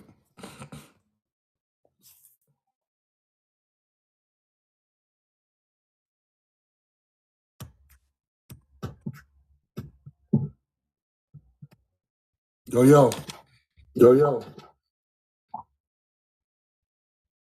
Got a question, Johnny? He's bouncing back. Let me see. Ra. Got a question, Ra? Quick. Ra Zion. Doing? Yo, how you doing? Man, I'm good. This is you remember DJ $50 bill, right? That's me. Oh, okay. How you doing, bro? Yeah, I remember. Yeah, I haven't spoke with you in a while. I see you still on the grind and stuff, man. Appreciate it, bro. Yeah, I did. I've been doing some genealogy stuff. My great grandmother was Cha Cha. And my people.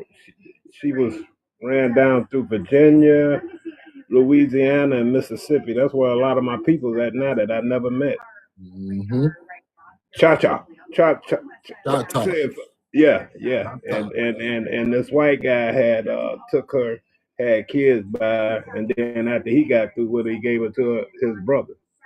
Yeah. That's deep, ain't it? Took her to Virginia, huh? Mm-hmm. Yeah.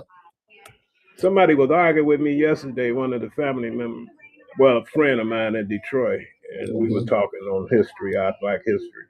And I was telling him that Cha Cha was part of the Trail of Tears too. He was trying to say, who did he say? They were. Yeah, I tried to tell him that. I say, do the research, brother. You'll find out. So I wasn't gonna go back and forth with him. Mm-hmm. Yeah. So they were taking some of your platforms away, huh? Yeah, it took my Instagram, man. They're gonna do that. Yeah, it took it. I can't even get back log back in it or nothing. Man, we need our own. Man. Yeah, we do. We need our own. Well, I've been using TikTok a little more than YouTube. Yeah. That didn't disencourage you, did it? A little bit for a second, but you get you're too strong. You're too strong for that. You'll figure it out. Yeah. See, the only reason it discouraged me for a second because it was reaching so many people on Instagram at a fast pace, way faster than TikTok. So that's the only reason it did. It wasn't personal for the people, man. Well, spiritually speaking, you gotta have that backup. You know what I'm saying? Yeah. You know exactly where I'm coming from, right? Right. Because you know what we're dealing with, the sources, Yeah. Appreciate you, brother. Oh yeah, appreciate you, man. No doubt. You take care of yourself, my brother. Peace, love, and light. All right. All right, y'all follow Ra. Appreciate that, Ra. I'm gonna get one more in here. Rising in love. Get one more person up. Coppery Indian. You got a question or comment? What going on, True? Every time Mary. What's up, bro? Well, nothing, man. I just been in the books. Thank you. I just been in the books, man. been learning a lot of things about us, bro. And I was just getting up here and letting you know, man, I'm still listening to you. And I got caught up in the book because you had said this way before I even started reading this book about the Aztecs. I've been reading on Chief Tuscaloosa, and they're saying that that's where we derived from. Can you give me some info on that? The Aztecs or Chief Tuscaloosa? Which one? Chief Tuscaloosa. Okay, Chief Tuscaloosa was a chief in the Alabama region. Okay. But he was over a lot of a big large area of Alabama and Mississippi.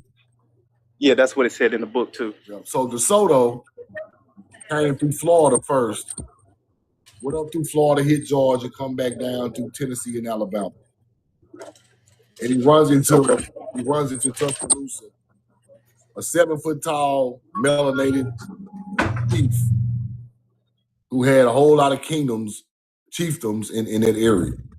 Okay. And they went back and forth, and Tuscaloosa tried to help him a little bit.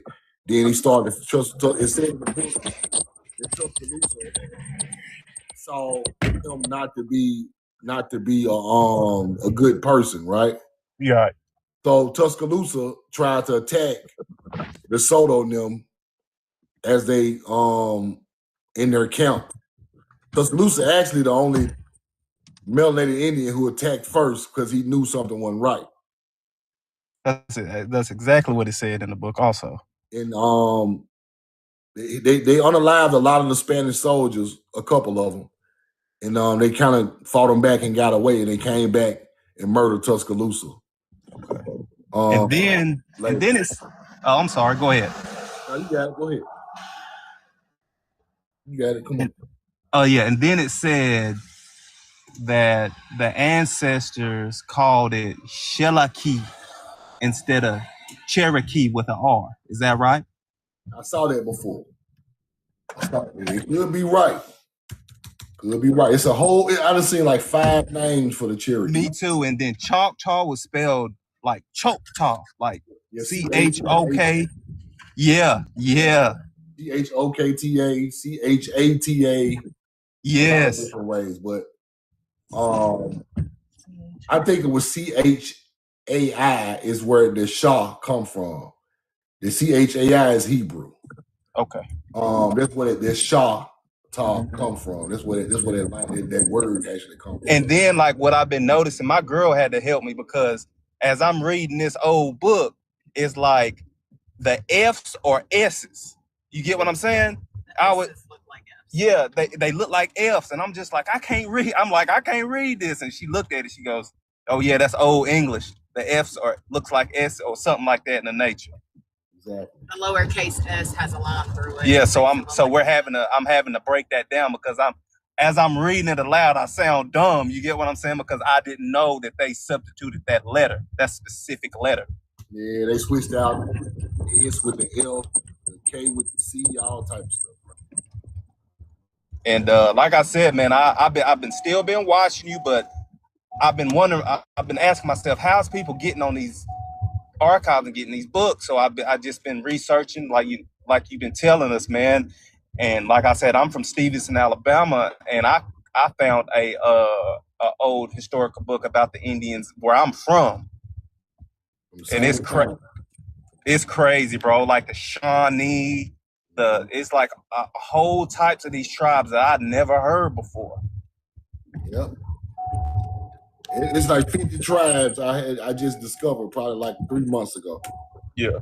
And then found the right information on. Yep. Yeah. And then it's like, you remember I told you about Nakalula Falls, right? In Gaston? Uh-huh. I found the real origin story on that. It's crazy. It was over a ball game, bro. Ball game. It was a chief. It was a chief Cherokee. Oh, it was a Cherokee chief, and they were betting on a game. He put his daughter. And he put his daughter up for collateral, bro, and lost the game. And then, as the Creek Indian claimed his prize, after he took her, like it was in the St. Clair region, but he took her to Gadsden, right, which is called Nakalula Falls. I found that to be false too. It was called the Black Creek Falls. Black Warrior Falls. Yeah. So I'm finding that out too. Like the Tuscaloosa River was called the Knowledge Black is power, Truth, man. Like, yeah, like you pushing me towards this. Like, I want to know these things. And like I said, what you've been helping us study up on, it's all coming together, bro. Even from the Indian aspect all the way to our ancient people, bro.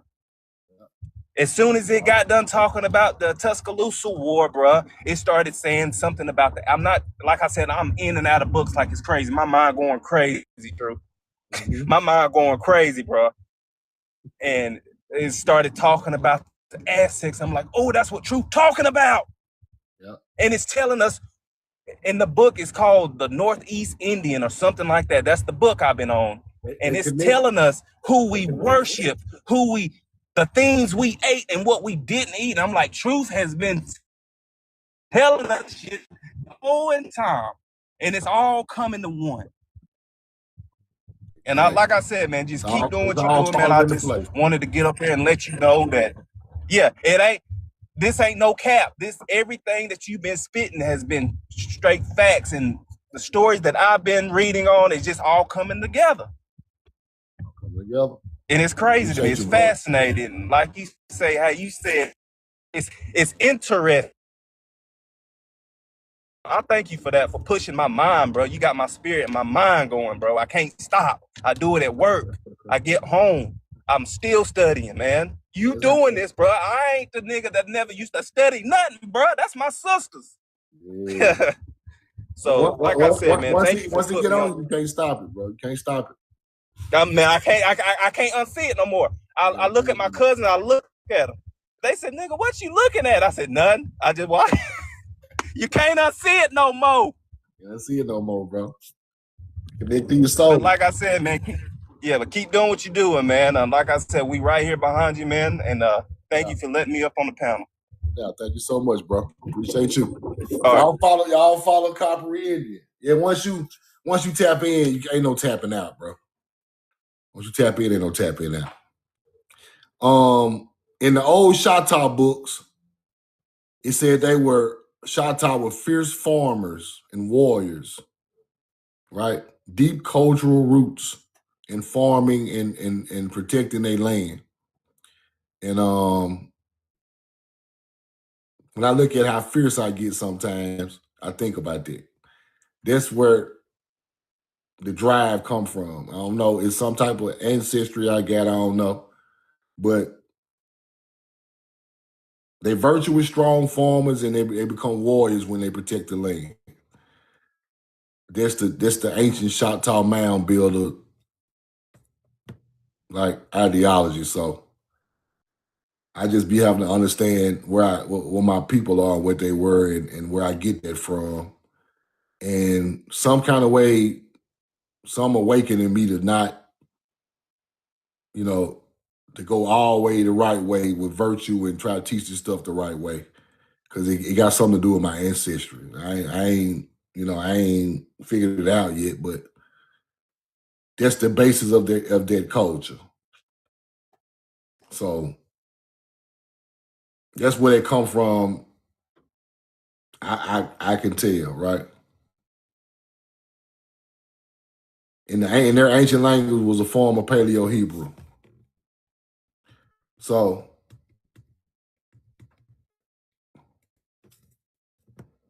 that's where all that come from. And these other people wanted to be like the original ones, and they call themselves Choctaws. A new band of Choctaw, not the original. So I guess sometimes when I get to talking crazy and it just be the warrior coming out. So y'all, sometimes just the warrior coming out, I can't control it, right? So, because I know some of this stuff don't be right and it's not the right thing, so I kind of, it bothers me. And I got to say something. So that's what that is, y'all. Now, anybody want to get any hoodies, y'all hit me in the DM today. I'm I'm mailing some more out today. Y'all hit me in the DM if y'all want to get hoodies. I'm coming with the white feather logo, the next rip with all color hoodies, white logo. I mean, the white feather logo. I still got some of these left. You can get these, and I still got the cartoon one left. And I'm working on the roll of corn with the logo. But as of right now, I got the white feather coming with all colors hoodies with the white mod feather. I got a couple of these left, and I got a couple of the cartoons left. Y'all hit me in the DM and let me know. It don't really matter. Whatever you want to get, just let me know. I'll put it together. I got a more wider printout of the last time. So whatever you want to get a purple one with the white, pink with the white, I can do all of that right now. So y'all just let me know on my DM so I can get your order in and get you on the way, man. I love y'all. I'm in love with you. I appreciate the support. Appreciate the support of y'all buying the hoodies. Appreciate y'all on the Cash App, the YouTube. That's my Cash App right there. So y'all hit me up for the hoodies, and we'll get that together so I can get your address and get them to you.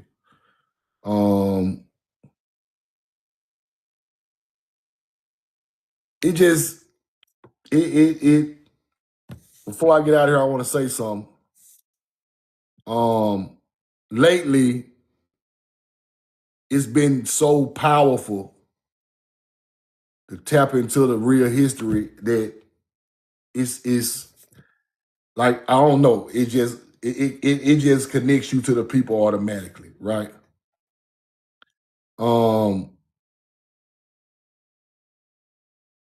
This history is so powerful, it drives me every day to get on here and do this, right? Because I understand that nobody else in the world is talking about our situation or our ancestry or our history, right? When we get on here and talk about other things like, you know, aliens and all this old stuff and stuff that ain't really got nothing to do with our ancestors, it's not really teaching your real history, right? And I just searched for teachers who was trying to teach the American Timeri history in ancient times, and I can't find them.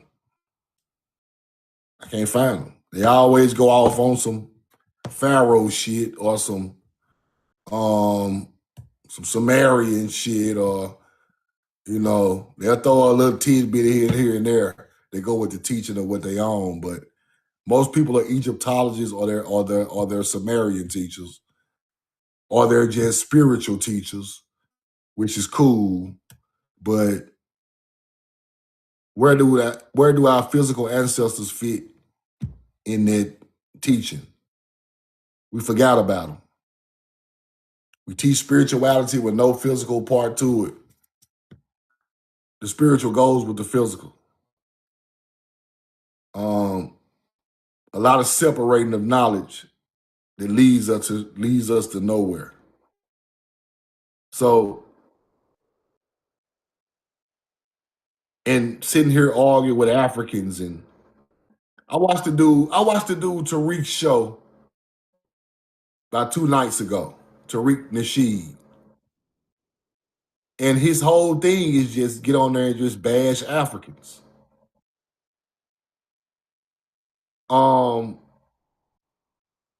That's not into that. I don't get nothing out of it, right?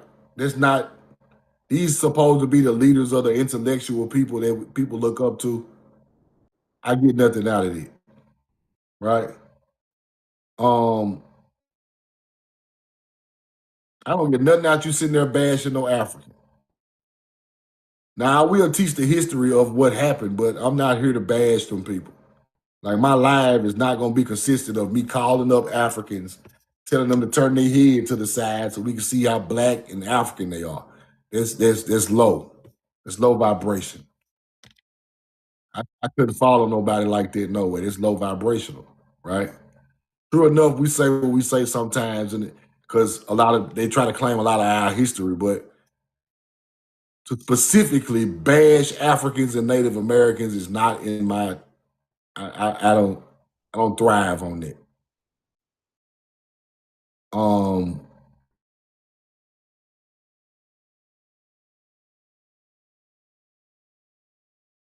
I get nothing out of it. So I'm starting to realize that people are not as smart as we think they are.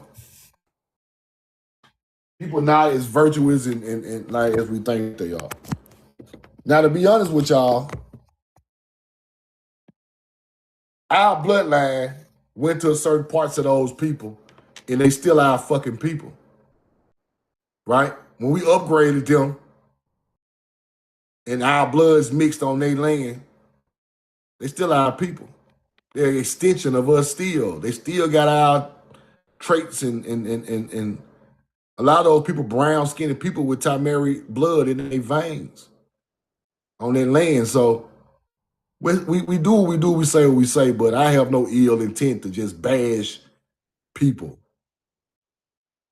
Like that ain't like once I'm sitting there watching it, like it's focused on just bashing these people. And then there's people in the chat just laughing and like it's a circus at this point, right?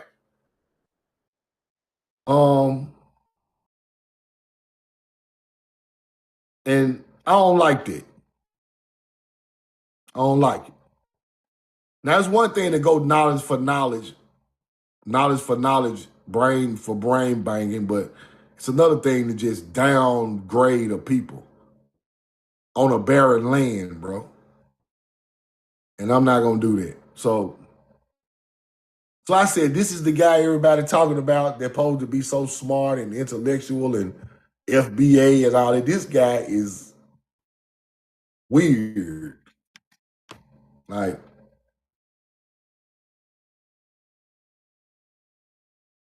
to get on here and teach people who know nothing about your culture and act like you smarter than them is kind of low to me, right? It's kind of low.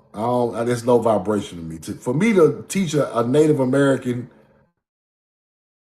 to just bash them because they don't know nothing, and I know more than them, that's a play on me trying to act smarter than another people, right? Lately, people who know a lot of knowledge don't fool with me. All these internet teachers now on TikTok, we used to all talk, they don't really fool with me like this, but a couple of them.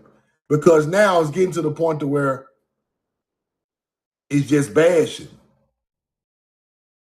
It ain't even about the knowledge no more.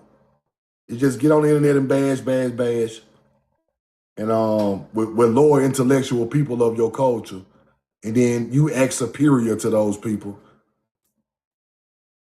Ancient Tamari people were trying to teach.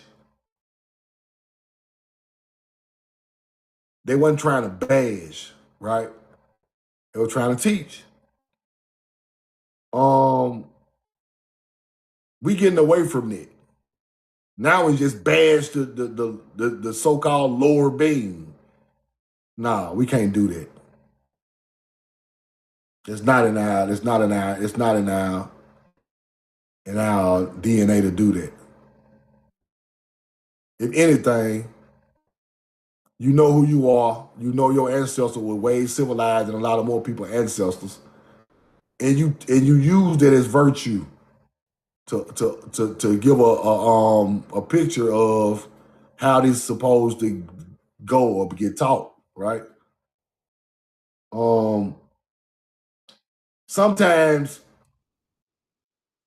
people lower their standards to fit a low vibrational being, and I'm not gonna do that.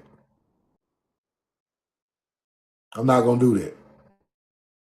That's not for me to do. I already know what I know. I know what I know that you know that I know. And I'm not just here to just bash people. That's crazy. So That's like Michael Jordan playing against a high schooler, and he know he can score 100 points on him, and he taking pride in putting 100 points up on the high school. Nah, that's not what we on, bro. We are better than that.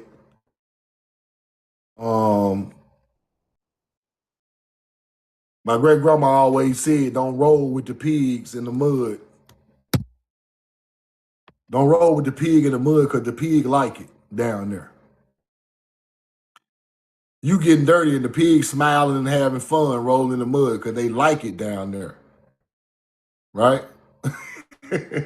This was the biggest metaphor she ever said. Don't roll with the pig because the pig like to roll in the mud. They having fun. You not. You getting your clothes dirty. They smiling because they always roll. So we ain't here to roll in the mud with pigs, bro. Let them have that low mud rolling. Let them have it. Like they like to do that.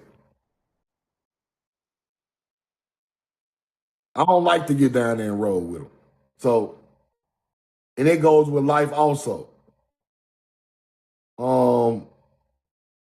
Sometimes people like to get low, and it bothers people who are not trying to get low like me.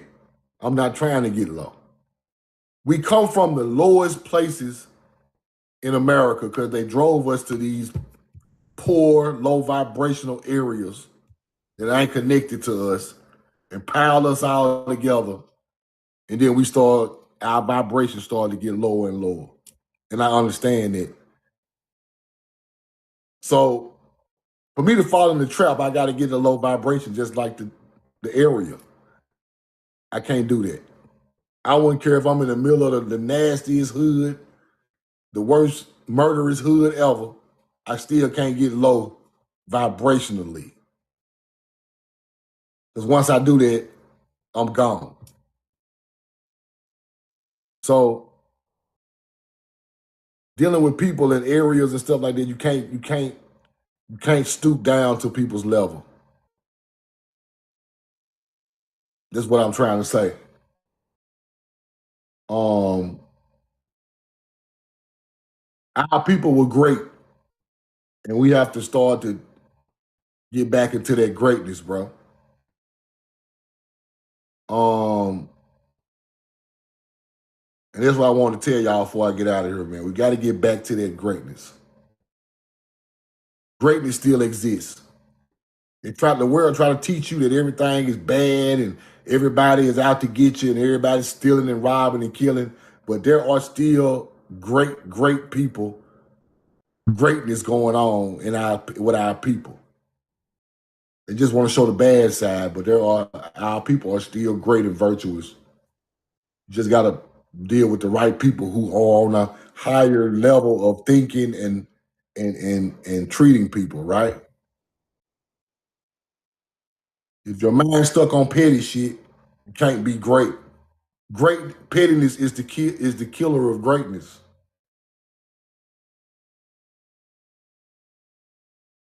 I read some books a couple years ago that showed how low vibrational things destroyed greatness, and it's still going on today. Think about it. Think about it. Just think about something that was great and something petty destroyed it. Just think about it. In all aspects of life. Let's go to sports. Let's go to sports. Petty shit. Kill a whole team, a great team. One player get into it, the other player, it petty shit, the team break up, they don't win no rings. Like the Oklahoma City Thunder. Something went on with that. It's petty, bro. Look at Cash Money. Lil Wayne break up from everybody else and he don't come to the verses. Some petty went on that killed the greatness of a rap. See what I'm saying? Pettiness kills greatness every time. You could be married to somebody and they get to acting petty, and then you get divorced because they acting petty. Pettiness killed the marriage. Pettiness killed the friendship. That could have been great. Pettiness killed businesses that could have been $1 million businesses, but somebody got petty and the business died. So now, where did our people get that from? We didn't once used to do that. Everything was on the up and up at one point in time. Now, they got us out here thinking petty, and the pettiness killing off great things that go on every day. So we got to hold ourselves to a higher standard, man. Higher thinking, a higher, what can we do to make each other better?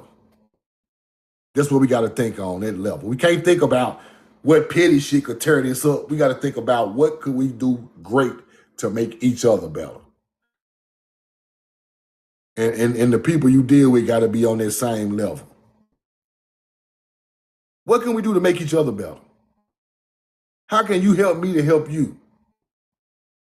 Be better, be great, be happy.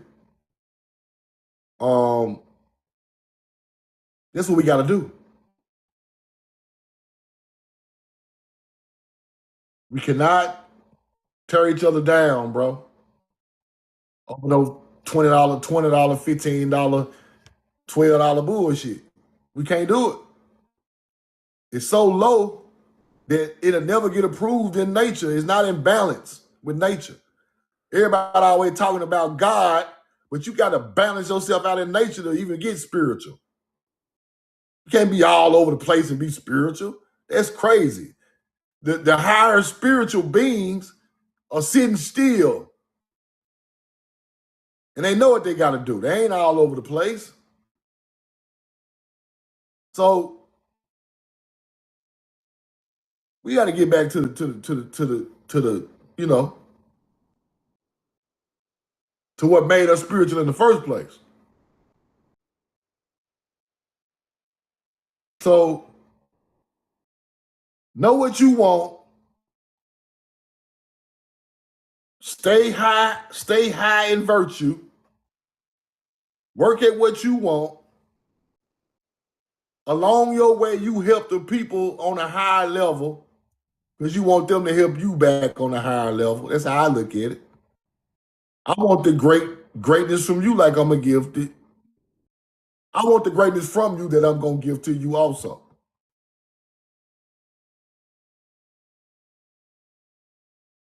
And if it ain't, we might say something here and there, but that's what we trying to do. I'm going to say it like that. So uplift each other. Don't always tear each other down and ruin each other's day. Uplift people. We don't come from tearing each other down. We build pyramids and 8-story marble buildings together. Roll the corn. We know the truth now. Love y'all. I'm in love with you, man. Y'all want hoodies, hop in the DM. Subscribe to my YouTube. We know the truth now. Appreciate the cash out. Appreciate y'all buying the hoodies. And that's what I'm finna get started on and start mailing some more of those out, man. Bow my head to my people. I love you because I know who you are. You live